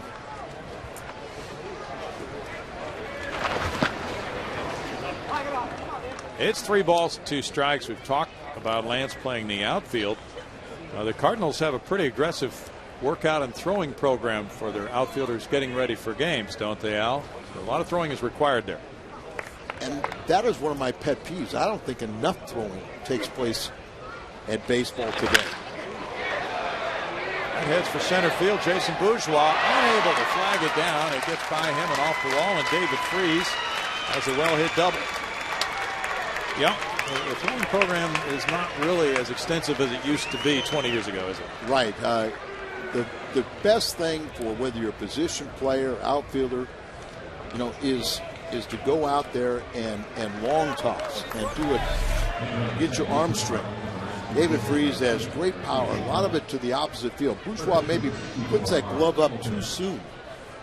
when you put the glove up, it impedes your forward progress. This is Jose Garcia. As we start seeing these young players, and if anybody knows who Jose Garcia is, please advise us right now. But that's who's out there running at second. At least you identified him. Glad you're along for that. Hey, I'm not sure it's correct, but that's who I'm saying he is. That's the number we have on the travel roster, so we're sticking with it. Well, we learn a lot from these spring training games. Trying to identify people. Mark Hamilton's 0 for 2.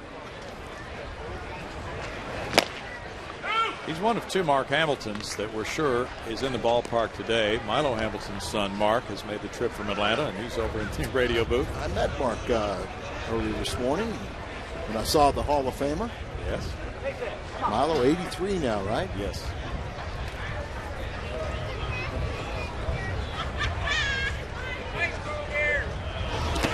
That's in the dirt. Good stop there by Corporan, and he's had a nice long look today with 2 good at-bats and some good catching. You know, we were talking earlier, with Joe Patini, in fact. Sometimes a club will try to address a weakness, maybe because of an injury to the roster, try to pick up a player late, final week of spring training, somebody who's been released by another club, or make a deal. It's tough to do that with a catcher because he has to learn that entire pitching staff. I don't think people understand that relationship, how valuable it is. Something about, in your mind, you're on the mound, you're thinking about the next pitch, and when that catcher puts down the number you've been thinking, there's that positive reinforcement, the camaraderie between the catcher and pitcher. Is this the kind of guy that I can swat on the butt and kick him in gear, or do I have to get down on my knees and plead with him? Do I have to be a counselor? Yeah, that's a special relationship in sports. And then I've seen times where a catcher doesn't really like a pitcher. And just says, throw the ball. Right. This one gets by. And he's hit by the pitch. That's why it gets by. Hamilton was hit. And Lyon buried that breaking ball, but a little bit too far. So now he has runners at first and second with 1 out. He had 20 saves last season. Breaking ball and just gets on, skips off the foot. Isn't that sometimes what you're shooting for with a breaking ball? Shooting for the back foot of the hitter? Absolutely. It's a fine line there between executing the pitch and doing what just happened. There's times like this. You're looking for a double play ball. And, you've got a ground ball specialist. Well, on occasion, somebody will hit a ball hard enough that it'll go through. But you really can't penalize the pitcher because he accomplished what he wanted. He wanted a ground ball to turn a double play. It just went through. Now to Scalzo. And he fouls that one, strike 1. Corporan felt that one. Scalzo 2 for 2 today. Ryan Ludwig was really a key offensively for the Cardinals for a few years. And he moved on. The Redbirds last year finishing 6th in runs scored in the National League. Do you see them perhaps rising up above that level this year, Al? Yes. And of course, an awful lot of that is hopeful that Berkman can return to his form, having a David Freese all season long. You can't ask much more from Holiday and Pujols. I think Molina and Schumacher can show some improvement. Kobe now 3 years in the league. You can ask a little bit more of him. That was Houston. Really had problems scoring runs. Like I said, the home runs were really down and runs scored. Yeah, it's just tougher to score, period.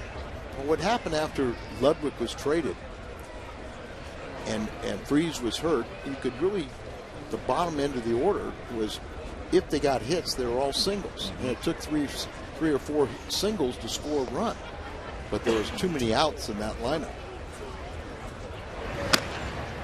You see Rasmus as a guy who could hit 35 homers in a season? People talk about his power. He hit 23 last season. And he's hit 2 home runs Wednesday and Thursday this week. But it's kind of, you don't want to ask a young player to do too much too soon. But now he's getting a little more established. Still trying to learn himself as a hitter, but he's a guy that the home runs will come, but I think they'll come once he learns to hit to the opposite field more.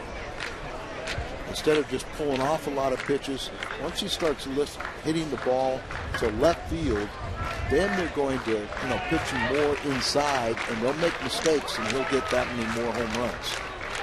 Right now, you pitch him away, and he doesn't hit the ball with authority. 3-2 now for Lyon. Brandon, a totally different type of closer than Matt Lindstrom, who had the job the first half of the year, but he really needs to hit his spots. He doesn't blow hitters away. But still effective. He knows how to pitch. It's just a matter of making his pitch. Actually, he had the better ERA than Lindstrom, who has that power fastball. That's right. Runners take off, and that one's hit out of play. Lyon with an ERA at 3.12 did an excellent job. Left-handed hitters hit 195 against him. Boy, when you got that right-hander that's got that power sinker, and he also can get the left-handed batters out. Boy, what a dream spot. And of course, I like here sending the runners because you got a guy that's going to get ground balls, and so at least maybe you can avoid that double play to end the inning. And then if the ball goes to the outfield, you've scored a run.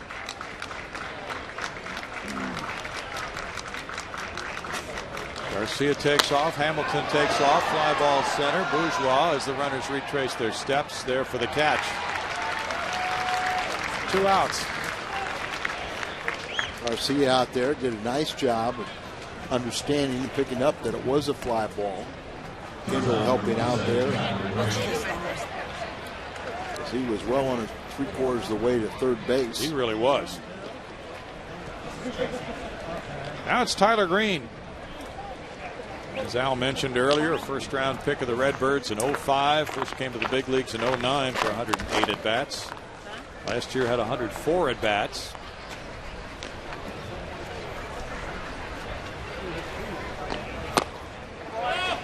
And he takes a look at it. He struck out twice today. Yeah, we've seen he's had trouble making contact. He has a little pop in his bat.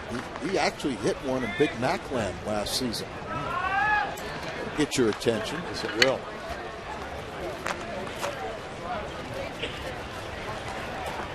Brendan Ryan now in the Oakland organization after being former Cardinal shortstop. Seattle. I knew he went west. Northwest. Yeah. Yeah, he showed some interesting abilities at times too, but that shortstop position is such a key one on any team. Boy, consistency is a big part of what a manager is looking for there, isn't it, Al? 2 years ago, Brendan Ryan played the best shortstop in the National League and hit 292. Last season, he allowed his offense to affect his defense and hit 223, and his humor wasn't met the same way. Right. Grounded foul past Jose Oquendo. But by no means was Brendan Ryan a problem in that clubhouse. Or, you hear some stories about, some of the veterans took issue with some of his, just being a young California kid. But Brendan is a lot of talent. Tony said he talked to him this offseason after he was traded as much as he talked to any of his current players. Interesting. Time call by Tyler Green. How has Albert Pujols looked this spring? He's not real happy with his swing, but the other day he got his first home run. It was a grand slam and drove in 5 in that game, so I think he was a little bit better. Runner's going, line shot to right field. Fielded by Jason Michaels. The runner scores, and the relay to third is not in time. RBI single with 2 strikes in the count. Tyler Green picks up the second RBI. Tyler needs that more than anything. He's really kind of been fighting it here. As I said, he's the most legitimate to be a backup at the shortstop position for Terrio. Just got to forget about that upper deck home run and just try to make solid contact. Stay within yourself. Here he drives in a run. And not only that, but, Hamilton goes from first to third. That brings up Tony Cruz. Cruz got a single back in the 5th inning.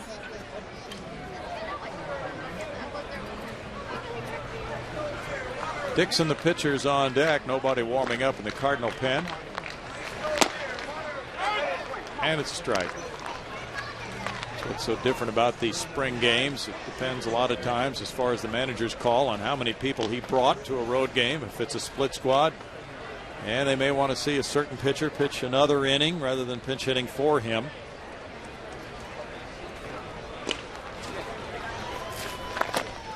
It's a very good point, because maybe if during the regular season, more likely you'd make a pitching change. You're already in the bullpen. You've gotten rid of your starter. But here, they obviously want to see Dixon pitch more than one inning. Hopefully Cruz can come up with a big 2-out base hit if you're a Cardinal fan. And then the fans here could boo Patini for not making a pitching change. That one's off the end of the bat and into the seats. Still no balls, 2 strikes. Lyon ranks as the Astros closer, and Wilton Lopez will be the 8th inning setup man this year. Still some spots to figure out for Brad Mills in that bullpen before opening day. And Ed Wade was on with us on the telecast back to Houston yesterday, Al, and he was really pleased with the bullpen depth. We've seen over the years they've had some pretty good arms coming out of that bullpen. They've been highly effective. Runner takes off from first, and that's a ball. So that's an easy stolen base without a play for Tyler Green. One of the aspects about Tyler, he does have good speed, so the stolen base is not Michael Bourne type speed, but he is one of the speedier Cardinals. Looking in there, and they picked the right pitch, a slow breaking ball. Yes, they did. Now 2 men in scoring position, and if Cruz comes through with a well-placed single, he could tie this game.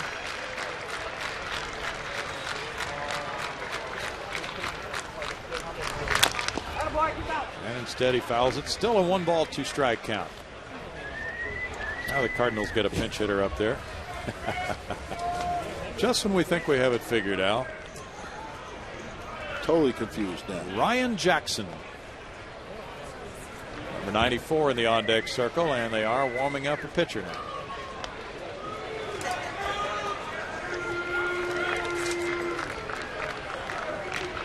Usually for games like this, a lot of guys come from minor league camp to fill out the roster.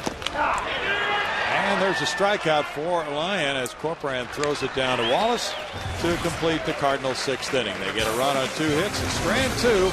It's 3-1 Houston.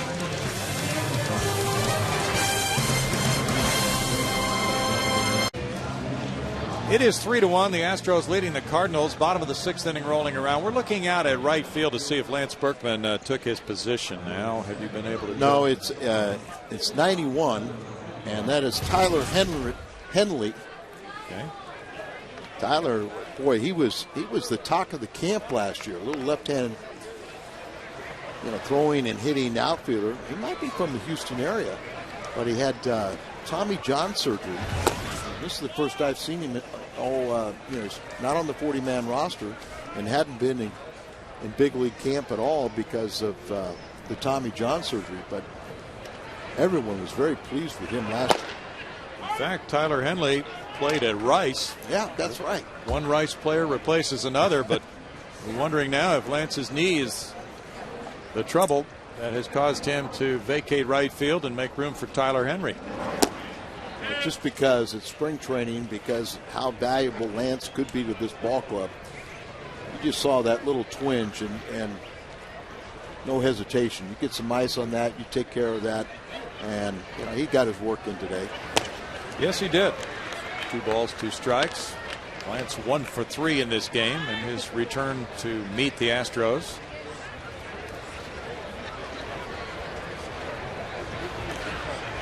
Carlos got an RBI on a grounder in the 4th inning. He's 0 for 2.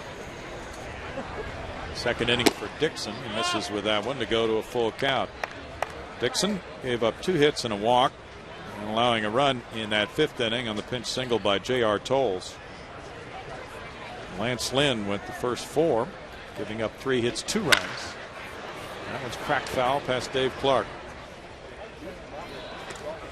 Well, let's find out more about Lance Berkman. Jim DeShays is with him right now. JD. All right, fellas. Thanks, Brownie. Well, Lance, first things first. You were supposed to come out after 3 ABs. This isn't a knees barking, come out of the game kind of thing. No, it actually feels pretty good. So I'll just get my 3 and go home.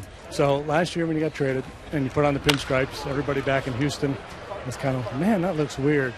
And prior to this game, I'm thinking it's going to look really weird to see Lance in a Cardinal uniform. And when we signed before BP, you had the red cover up on, didn't look that different. But you put these birds on your chest, it does look weird. It must be a strange feeling for you coming back to this ballpark. Yeah, it is. Played a lot of games here, played A-ball here, so it was great to come back and just say hello to everybody and have a lot of great memories here. And certainly you do it all over again when you come to Houston for the first time and you first head into that visitors clubhouse at Minute Maid Park. It's going to be weird. That's probably going to be the most shocking thing. Get to sleep in my own bed and used to going over to that first base dugout, but instead I'll be over at the third base dugout. So we'll see. I'm looking forward to it. I think it's going to be a great experience, and a little bit nervous about it, but after that first time, I'm sure it'll be fine. And especially, it's not like you're joining any club. You're joining the Cardinals, a team that the Astros have had a good, healthy relationship, rivalry with over the years. So have you gotten any negative feedback from family and friends back in Houston that are Astro fans? They're all Cardinal fans now. So yeah, they changed allegiances pretty quickly, but. I think that's just part of the game. It's the nature of professional baseball. You don't always get to end where you want to, and I'm glad to be over here in St. Louis and happy for the opportunity to get to play still, and we'll see what happens after this year. Clearly a rough year for you last year, and I know we talked a lot. We talked on the bus. You were frustrated, and because you didn't have the kind of year you're used to having. Where's your mind at now? How long do you want to play? And if you struggle again this year, are you going to shut it down, or are you even thinking along those lines? Yeah, I think I'm just going to look and see what happens this year. I think this year's big for me in terms of I need to have a good performance, because if I don't, if I end up with a year like I had last year, then it's just it makes the game not fun. But I'm hoping that doesn't happen, and I'm not ready to make any determinations right now. I feel like I'm pretty much on schedule to get ready for the regular season, and we'll just go from there and see what happens. How's the swing? The swing feels okay. It's not in mid-season form by any means, but I feel like I could compete, and that's what you're looking for coming out of spring training. At least I am. You want to feel like you have a chance every time you go to the plate, and I feel pretty good about that right now. And your take on your new manager, Tony La Russa? He's been great. I really enjoyed him. Obviously, when you play against him, he's one of those guys that's sort of polarizing. You kind of love to hate the guy, but now I just love to love him because he's a good guy and a good manager. He really knows the game, doesn't he? He really does. I have tremendous respect for him, even in the heat of our rivalry. Always respected him, and certainly that holds true. And when you get to see him up close and personal, you understand what makes him a great manager. Wainwright, obviously, big blow to you guys, his injury. How do you assess your club's chances without him, and just kind of an overview of the Central? Well, I think obviously you don't replace a guy like that, but one of the things that I liked about the Cardinals was the depth that they have in their rotation. I feel like they have several quality starters. You've got 2 guys that have ace-type stuff in Chris Carpenter and Jaime Garcia, and just a matter of them staying healthy now. And it's one of those situations where you just really can't afford to have another big blow. I think we could weather this storm. I think we're still set up to have a really good season. I feel like our everyday lineup is solid, and our pitching staff solid, our bullpen solid. So we just have a really good team. Obviously, the division is probably better than it's been in a couple of years. The Cubs got better. Milwaukee certainly got better, and the Reds are the defending champions that nobody talks about. So it's going to be, I think it's going to be about a 4-team race, and we'll see who plays the best baseball. Thanks for the visit, Lance. Right, best of luck, buddy. Yeah, take care. All right, fellas. Very comprehensive, very good interview, JD. Thanks for the update with Lance.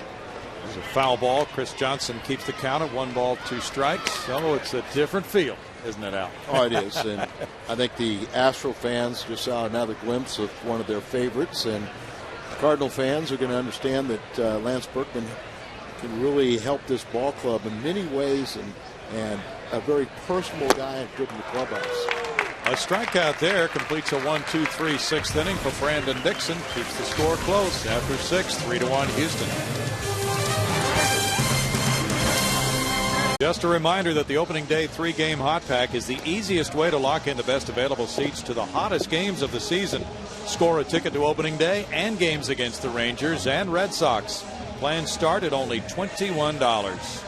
Representatives are standing by now. You can call 1-800-ASTROS-2 to find out more or visit astros.com. And April 30th, the first 10,000 fans will receive that Hunter Pence Play Green bobblehead, courtesy of Grand Slam for Youth Baseball. That's a different look for Hunter on the bobblehead. We think you'll want one on April 30th. Be among the first 10,000 to be there. It's 3-1 Houston leading. We go to the top of the 7th inning with St. Louis coming up, and we have changes for Houston. Oswaldo Navarro checks in at third base for Chris Johnson. Chris was 0 for 3. Tommy Manzella moves in at shortstop for Clint Barmas. Clint went 1 for 2 with a walk, scored a run. And it's J.B. Shuck in left field taking over for Carlos Lee. Carlos was 0 for 3 and had an RBI in the 2-run 4th inning for Houston. Meanwhile, a new pitcher as well. Looks like Jeff Fulcino. Jeff was 2-1 with a 5.51 ERA. Pitched with an injured arm last year. Had surgery after the season. Throwing much better this spring. And as he comes in here to face the Cardinals' number 9 hitter, is a count of 1-1. It's Dixon. The pitcher will go up there and hit for himself. And he cracks one by the second baseman Hall for a sharp single into right field. No wonder he hit for himself. We're going to name Joe Patini the manager of spring training. Well, staying with his pitcher and leads off with a single. But why was Joe having the pitcher warm up when he had a scoring opportunity? We can't answer that. Yeah, that's Derek Lilliquist, who is now the Cardinals' new bullpen coach. That's right. With Joe Patini, who's at the helm today. And he has John Jay, who's 0 for 3. Cardinals playing the split squad. The A team is in Jupiter, and Patini's running this squad out there with 13 minor leaguers. That's off the end of the bat, looping out into right center field. Jason Bourgeois lays out for it, makes a tremendous catch. Double play throw to first offline. Wallace to the bag, double play. Jason Bourgeois to Brett Wallace. But Dixon is doubled off after his leadoff single. Trying to do a little too much. The pitcher after base hit wants to score a run. His mistake here, tremendous play as he rounds the bag. You know, sometimes you got to play it a little conservative. Took a brilliant play by Bourgeois, and he rounded the bag. He's got to retrace his steps. Close play at first, and he's out. As could have played a little safer and not rounded that bag. Got close to the bag. Watch to see if the catch is made. And the reaction from Jason Bourgeois on the double play throw.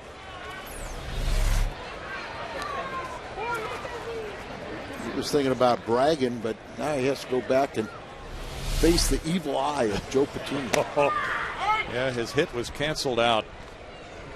Alan Craig the batter, and it's a 1-1 count.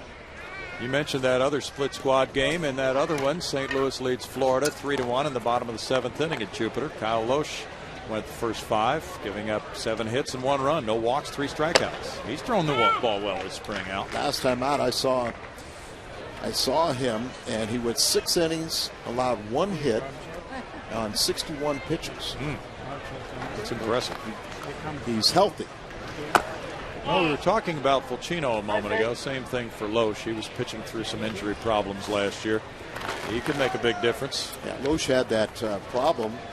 Won 15 games a couple years ago, signed a nice 4-year contract, and really has been injured ever since. Had a very unusual forearm surgery. He's got a nasty incision. But it was a fatigue factor. He just couldn't go out there and finish off his pitches. Fulcino striking out Craig, and it's 3-1 Houston in the 7th.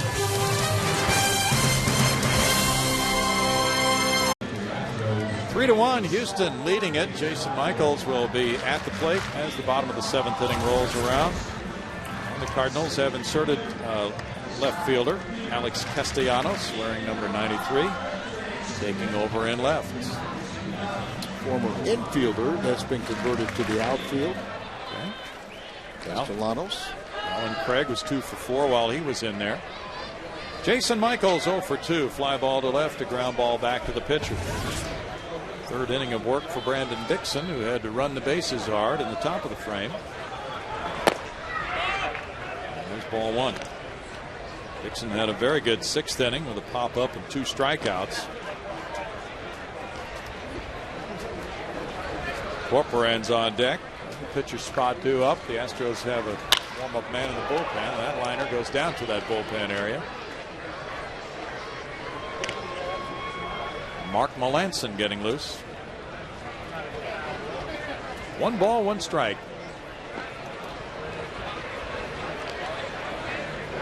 A lot of the Cardinal regulars are in that lineup in their other game at home, of course, today in the split squad. This one's rolled foul. 1-2. This is probably going to be their final split squad. The Astros have one tomorrow. That's their last one of the spring. And then usually you look for a cut after that, as they need to get closer to their core of 25 players to open the season. Today they bring so many young players into camp, almost to a detriment. You know, too many pitchers, take away innings from the guys who are going to be with you. You're right. Where a lot of times the first week you try and pitch those youngsters, and then you cut them.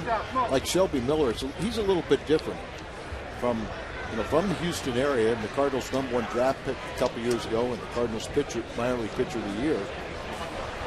They get Shelby out early so he doesn't make the team. Yeah, I can relate. That's a strikeout looking. They don't want to be tempted to take him on the big league roster, right? Get him out of here so we don't see him. This is the 3rd strikeout in a row for Dixon. Michaels gives up on it. The call goes the Cardinals' way. He hit a good spot with that pitch. Gonna pitch inside, make sure it's on the black or inside off the belt. Strike to Corporan. He's had 2 good at bats today. Lined out to second, and he lined a double to right field. Yeah, sometimes a manager will come right out and say, get so-and-so out of camp so I don't take him with a big league club, because they know he needs more developmental time, but he looks so good. Well, last season the Cardinals were looking for some starting pitching, and Shelby Miller, the first time really the Dave Duncan or Tony Russo saw him, and they were so impressed, but they go, get him out of here. The writers were hardly had him penciled in to be in the rotation. A little trickler out to shortstop, and the catcher Corporan is thrown out. Tyler Green came over. He had a little extra time with the catcher running. Dixon went up and couldn't stop it, but Green was there behind him. Good point. Still a very tough play. He took that little wide turn on him as he reaches out. He's very a good athlete, Tyler Green, and you still got to you've got to know who's running. Do you have that extra time? But you still run under control. Come in there. Be very aggressive. You play the ball instead of the ball playing you. Well done by Green. Now Tommy Manzella, he's in the 9 spot, entering the game at shortstop. Tommy played a lot of shortstop last year for the Astros. This year, after the trade for Clint Barmas, he's trying to make the club in a backup role and hitting .310 with 1 RBI. Tommy had an injury last year, which sidetracked him for several weeks too, and that didn't help his cause. And this season he's come in and learned how to play the other infield positions. A fractured left index finger. He was out for almost 2 months. Gets that one in the air to right and hit well to right over the head of Henley. Manzella into second and stopping there with an opposite field double.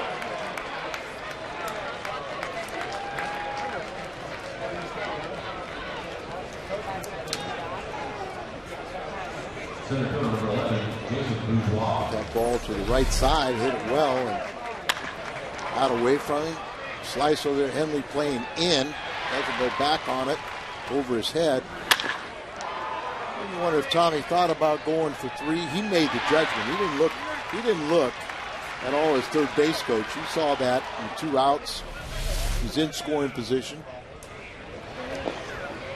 I love that sound of the crack of the bat in a spring training game. That's a great sound. Jason Bourgeois. Dixon didn't like it much, but just the sound in general. Well, that's baseball, and it's back, and it's fun. Nothing replaces it. It's just when we got an Albert Pujols hitting, it's a different sound. Yes, it is. Bourgeois has been on twice. He was hit by a pitch. He singled and scored. This bouncer to Tyler Green is a 2-hopper. And he got him. No runs, a hit, and a man left after 7. It's 3-1 Astros.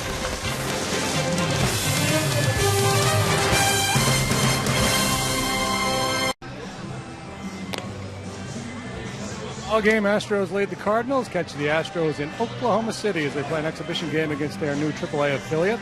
Astros and Red Hawks, Tuesday, March 29th, 6:30 in Oklahoma City. Tickets can be yours at Astros.com or OKCRedHawks.com.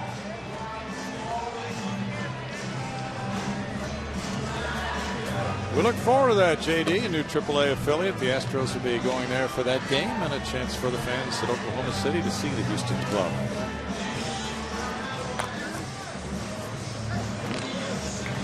It's 3-1 as the Astros lead the Cardinals. We move to the 8th inning. We have several changes for Brad Mills and the Astros.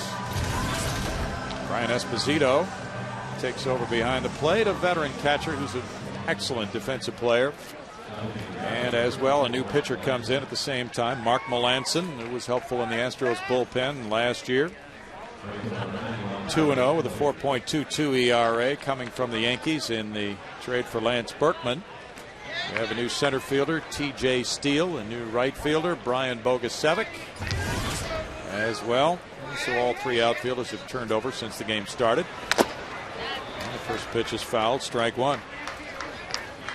Henley batting for the first time after taking over for Lance Berkman. Lance was 1 for 3 today. 2005 first-year player draft. Tyler was 8th round selection.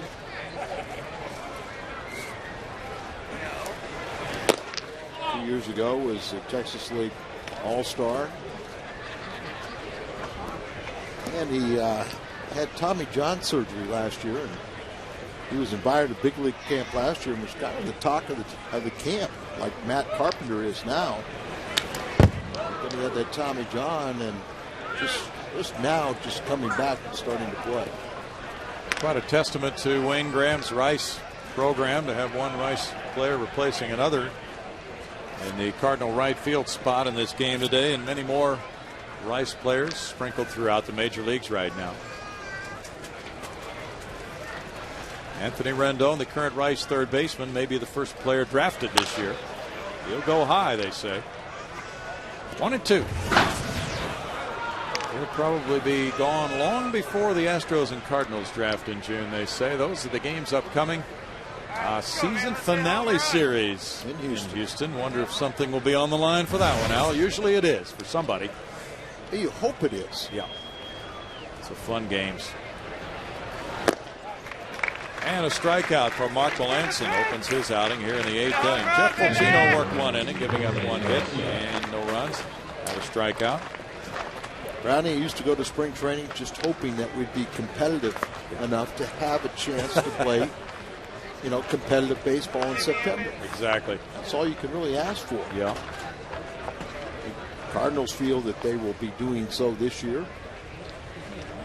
Well, they should be in the mix, as you pointed out. Even without Wainwright, they have a lot of strengths. It's really hard to evaluate Milwaukee with the changes with Greinke and with Markham, but if those two guys come through, that club's going to have to be dealt with.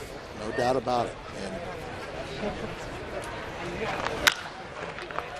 Jose Garcia with a pop-up. Tommy Manzella shading his eyes.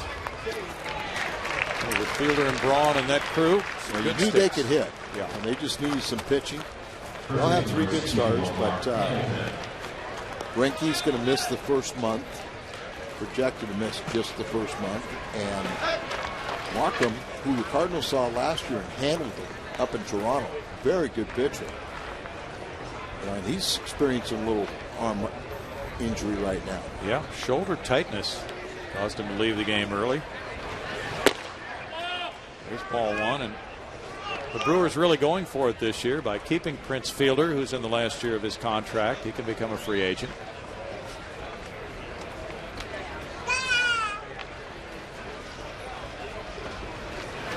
Well, that's got to be one of the most difficult types of injuries, the Greinke injury, playing basketball after spring training started.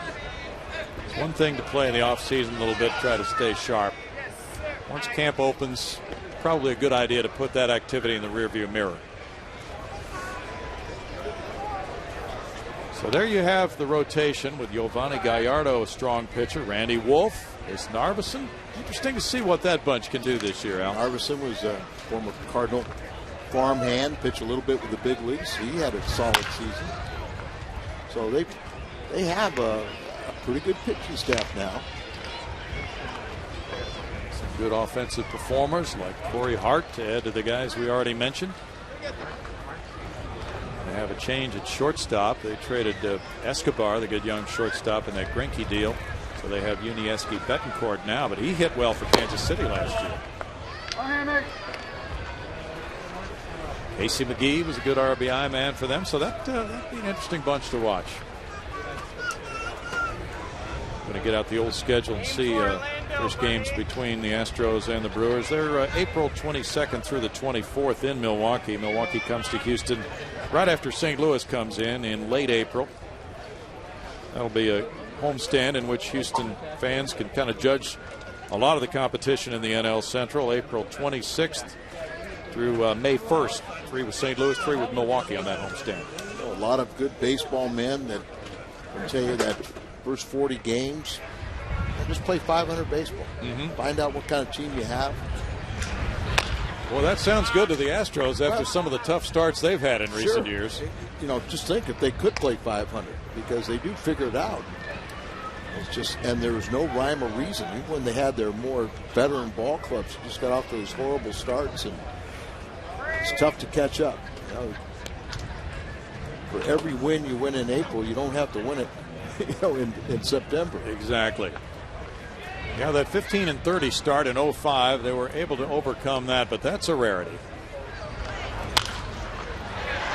Foul ball coming out of play for Ozzie Navarro. Mark Melanson hustling all the way over.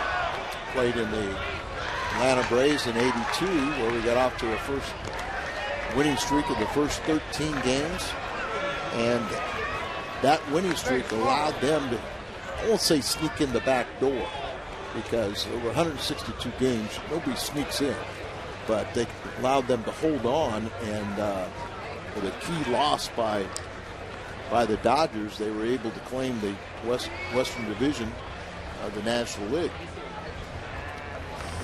Still sounds funny saying Atlanta in the Western Division. Yes, it does.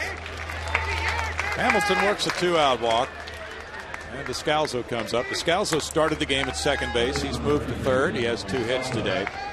Is Dale Murphy a Hall of Famer for you, Al? A little bit short. Okay. A little bit short. That's the way the voting has gone for him. I mean, I've had the pleasure of playing with Dale, and he won back-to-back MVPs, and just fell, I think 398 home runs. Right.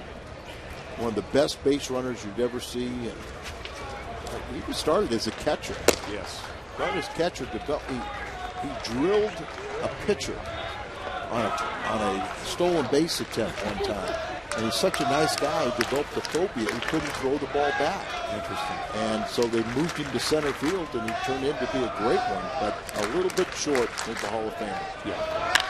There's so many players who fall into that category. Now J.B. Shuck coming over for this fly ball.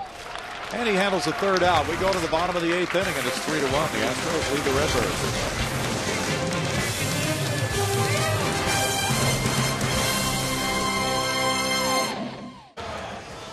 3-1 ball game. Houston leading St. Louis.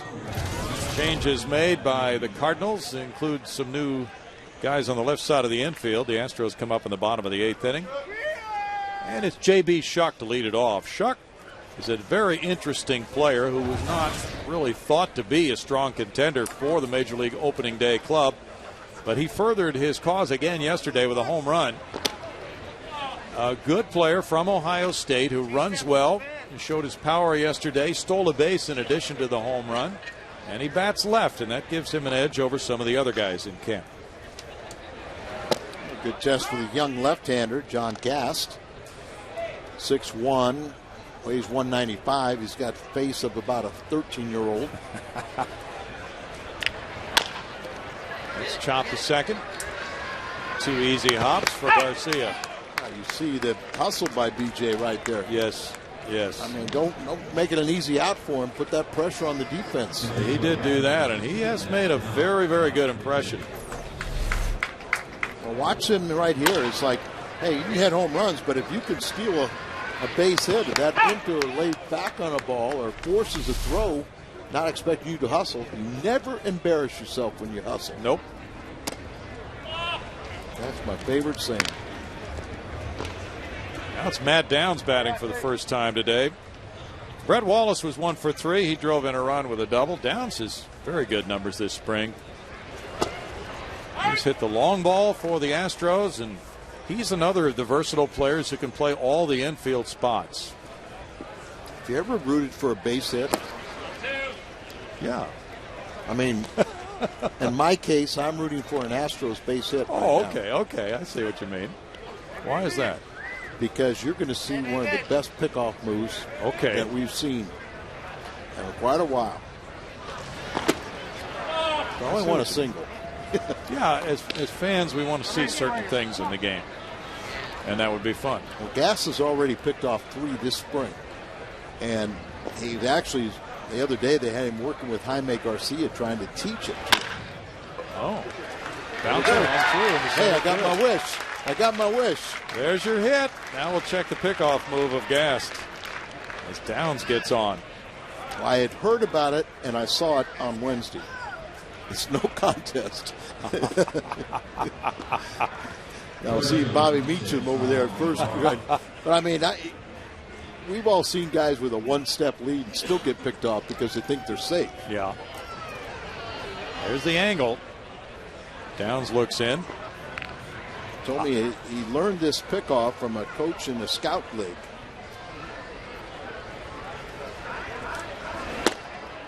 Ball 1-2 Navarro. Whole key is to have this same motion, look the same way when you come to the plate, not be able to. Good base runners will find a little key that they can trigger off of.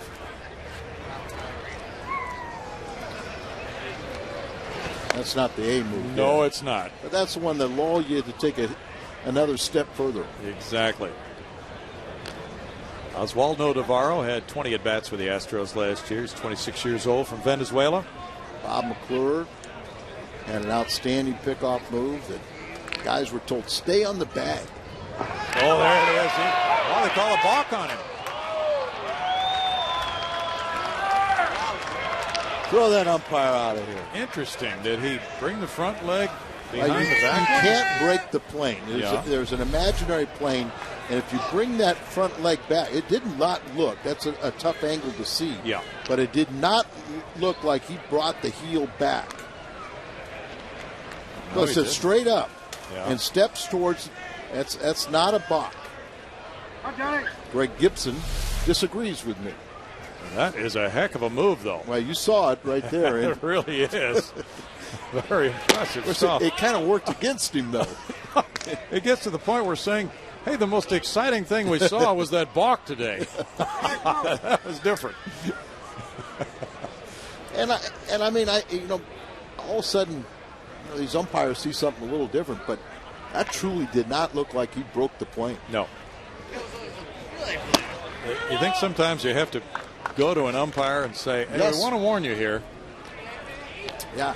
Sometimes it's, when you pick off a guy so badly, and it's not a bad idea if you're the first base coach, when you get your guy picked off so bad, just start screaming, balk, balk, balk. But that runner has no chance. No. He was looking for the ball coming to the plate. Navarro works the walk. Runners at first and second now for Bill Hall. Hall is 0 for 3 with a couple of strikeouts looking. When you've had that kind of a day, you get to 2 strikes in the count, you're not going to be taking a whole lot. Who had the best pickoff move that you can recall seeing, Al? Bob McClure. Okay. I remember a guy in the minor leagues that was very good, but I can't, he never made to the big leagues. My first instructional league, I couldn't wait because I heard that Warren Spahn was coming down. And I was going to work with the winningest left-hander in Major League history, 363 wins. And Warren Spahn was down for 2 weeks, and all I wanted to do is change my motion so I'd have a better pickoff move. And I said, Mr. Spahn, I think that's very important, but I'd like to learn how to keep the guy from getting to first base. Couldn't help me there. 1 ball, 1 strike to Bill Hall. And the Astros look at the best season that Bill Hall has had and the best season that Clint Barmas has had and do some wishing that those things might repeat themselves. There are some pretty good numbers. Hall in 06 hit 35 homers for Milwaukee and drove in 85 runs. And then the reemergence of El Caballo. Yes. Now you've got an offense. Hunter Pence. Hunter Pence is, he's an outstanding young talent. He's going to do his thing. He's been around long enough where you can pretty much pencil in his average. 25 home runs, 3 years in a row, right? And he's capable of more. Yes, he is. That was a good pitch. Yeah, Gass has got an excellent changeup on top of it. So it's great to have a pickoff move, but you got to have something a little more than that. And because Kyle McClellan looks like he's going to solidify the 5th spot in the rotation, Kyle was very effective against left-handed batters. So that's a big weapon you lose out of the bullpen. So the Cardinals possibly could go with 3 lefties.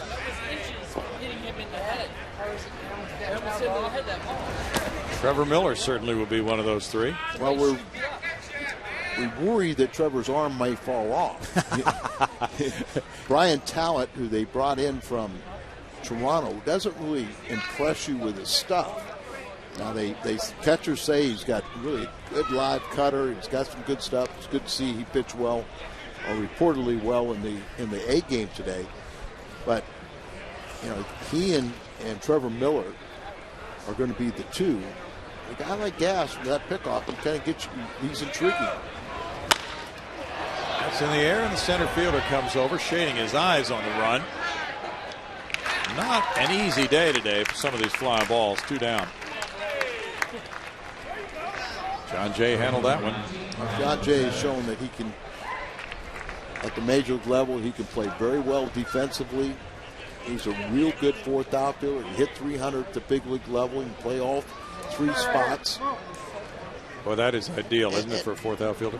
And Brownie, I know you know what I understand, but a lot of players have to understand that they're not going to be playing every day. Sure. And accept that role. Sure. Brian Bogusevic is batting for the first time. And Brian got some time in with the Astros last season. Former pitcher from Tulane and a 1st-round pick. Converted to outfield. And there's strike 1 to Brian.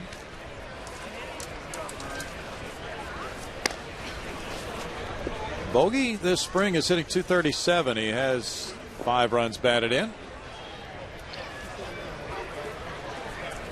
That is an interesting transition from pitcher to outfielder, but he loves playing every day.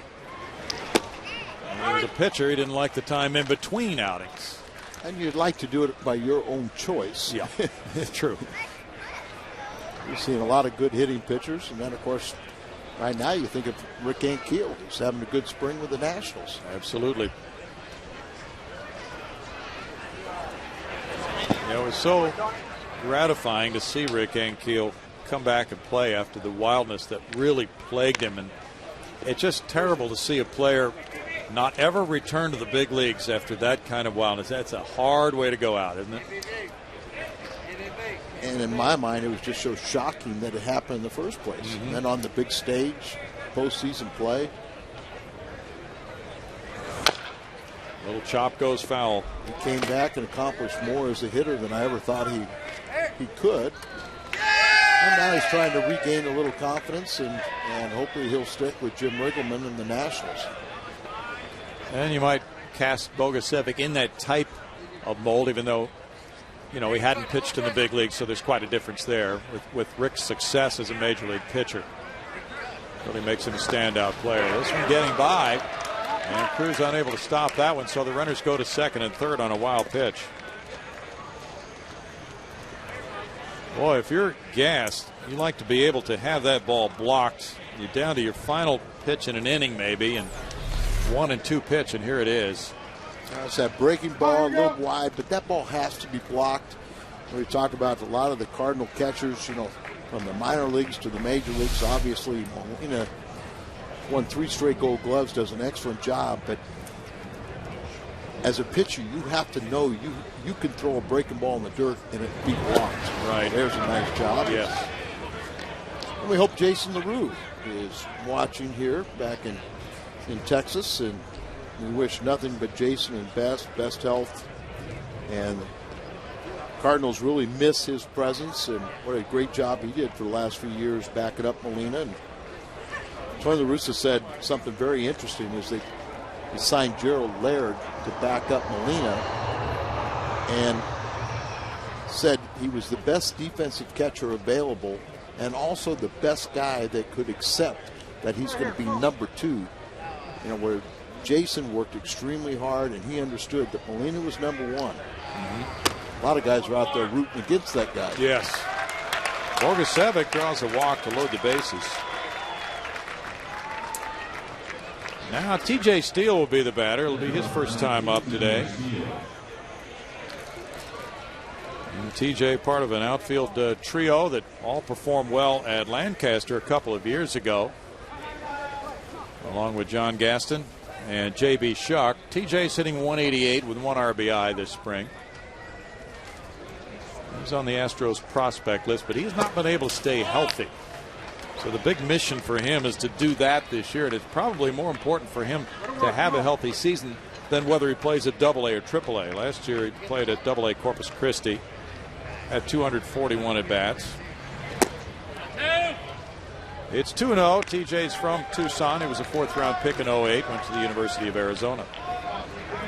In 09 at Lancaster, he hit 345, 5 homers, 40 runs batted in, 194 at-bats. What's the deal with all your initial players? It's an all-initial spring. He lines to second, and it's caught by Garcia. So, bases loaded, trouble, but the Cardinals get out of it with gas, and it's no runs a hit, 3 men left. We go to the 9th, 3-1 Houston. The Astros in action hosts FanFest on Saturday, April 9th and Sunday, April 10th on the main concourse at Minute Maid Park.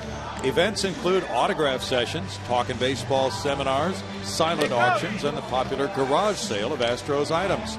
Admission is free with your game ticket, with gates opening at 11 a.m. Saturday. That's for a 6 p.m. game time. And 11:30 a.m. Sunday for a 1 p.m. game time. Game tickets are available online at Astros.com, at the Minute Maid Park box office, or by phone at 1-877-9-ASTROS. It's 3-1, Houston leading with some changes for the Astros, bringing in a new pitcher, Casey Fiend, a right-hander, trying to nail it down. Bud Norris was the starter. Bud had a good day, going 5 innings of 6-hit shutout ball with no walks and 5 strikeouts. And now it's Fiend coming in to face Tyler Green, leading off the Cardinal 9th inning. Green had an RBI single for the Redbird run back in the 6th inning, lining that hit to right field. Casey Fiend, 27 years old, is from Santa Rosa, California. Went to Cal Poly San Luis Obispo. Last year he pitched twice for the Detroit Tigers. He was in Toledo most of the season with a 2.60 ERA there. Gets a foul ball for strike 1.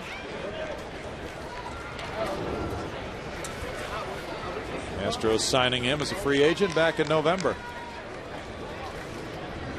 That's been a transition that has been very helpful to a lot of players as a 6-year minor league free agent. Boy, it has.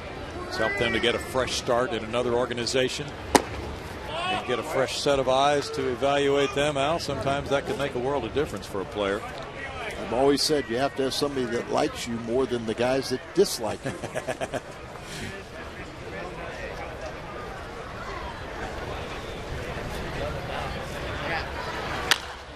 I had a scout before the game, an old timer. He asked me, you know, everybody's talking about Matt Carpenter, young third baseman who was the Cardinals minor league player of the year last year, played at AA and AAA third baseman. And he said, he's going to make your club. And I said, well, he's got a chance because Freed's going to play 2 out of 3. And he goes, he said, I saw him last year at AA, and there's nothing that he can't do that he doesn't do better than Freeze. I'm not saying I've seen that, but he's been very impressive. And, you know, but that's a pretty nice compliment. Yes, it is. Interesting to chat with the scouts, especially in spring training, because they are paid to have opinions on players. And we all do it. We talk with scouts of other organizations about our players. Don't you miss the old timers, though? Definitely. Oh, well, some of the colorful stories they have. Yes. 2 balls, 2 strikes. For instance, the Astros' top pitching prospect is 20-year-old right-hander Jordan Lyles, and he's looked good. A scout from another organization said he's ready. And that's why whenever you take the mound or you're in that batter's box, you got these scouts. You're not only auditioning for your team, but you're auditioning for baseball.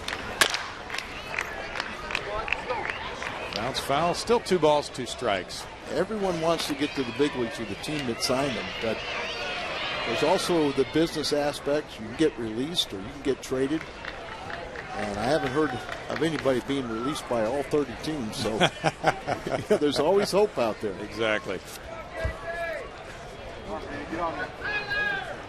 Cardinals have scratched out some singles, but they hit into a double play in the first inning. And that's a strikeout looking. We had that balk call. We're going to look back at that. And because there was a discussion with the first base umpire who called this balk. He lifts it leg straight up, and then he steps towards the plate, and he didn't break the plane. Greg Gibson was trying to explain it to Joe Patini in between innings, and I'm sure Joe and Derek Lilliquist and the Cardinals feel like, you know, hey, that's legitimate. Now, the rule is you can't deceive the runner, but part of the description of a pitcher is you're trying to deceive the hitter. Absolutely. All the time. Now, it just looked like from the body language of Greg Gibson that he said, well, he was moving toward the plate and then he stepped over the first. Doesn't matter. It's where that leg is. Remember spring training, you know, back in the 70s, they drew a line on the mound, and it was to kind of help the umpires to see if the guy broke the plane. And then, of course, they did away with it once the season started. The guys started balking again. Yes, they did. 2 balls and a strike. It was a diagonal line. Yeah, a diagonal line towards the first base, and so it was tried to signify, you know, whether you broke that plane. If your knee or your foot goes behind that line, you have to go to the plate. Bogusevic over, 2 outs. Yeah, balks were a big issue that year, weren't they? I had a balk called on me by a major league umpire in an old timers game. That's hilarious. The Knicks comments were not part of my audition tape. No. Now it's Ryan Jackson batting. The Astros hoping that Fiend can get this final out to pick up the save. That was John Gast you looked at there, and I mean, he didn't even look like he's old enough to shave. No, he didn't. He didn't. Does have some whiskers, but well, if he makes the Cardinal club, you could see why Tony La Russa would bring him into a game with a man on first. That's for sure. Yeah, I mean, we've seen the guy that's the pinch runner. I'm the guy to pick you off. Pick off specialist. And it's probably not realistic because he's really only gone out and has very little minor league experience, but he is intriguing. This is Ryan Jackson. And Jackson puts that one in the air, out of play. Still a ball and 2 strikes. It's been Norris, Lyon, Fulcino, Melanson, and Casey Fiend for the Astros. St. Jackson is, the whole question is, will he hit enough? He's got a very good glove, playing shortstop now, and just a question, will he develop into a hitter that he can be serviceable at the major league level? Line shot past Navarro into the left field corner. Shuck going to try to hold him to a single, but it's going to be a double for Jackson. Well hit ball for Jackson. The Cardinals were down to their final strike in the game, and now they have Jay coming up with a chance to tie it. Tried to get inside on him, and he just fought it off. Look at pull those hands in and just muscles that ball. Look at how far off the line the third baseman is, and it cost him. They're down into the corner. TJ does a nice job here. Don't force it. That's a double all the way. You can make that errant throw and turn it into a triple. Jay with a fly ball to center in for a hit. That'll make it 3-2. And there's the RBI single from John Jay, making him 1 for 5 today. Down to a 1-run lead.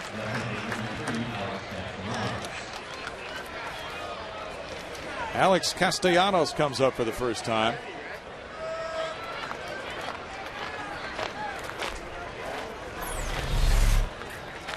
John Jay just kind of hit it right off the end of the bat.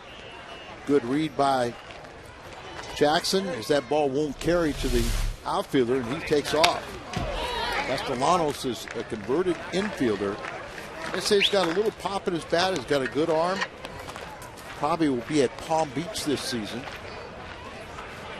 Had a good swing at that pitch. Hanley's on deck. And a foul tip there makes it no balls, 2 strikes for Casey Fiend. I wish maybe a little pop in his bat, but a little long swing. It did look a little long, yeah. Fiend has a 1.80 ERA for 5 games. Breaking pitch. That ends this ball game, and it winds up a 3-2 Houston victory, a 4th straight win for Brad Mills and his club. And the Cardinals showed some excitement here in the 9th inning, but the final is Houston 3, St. Louis 2.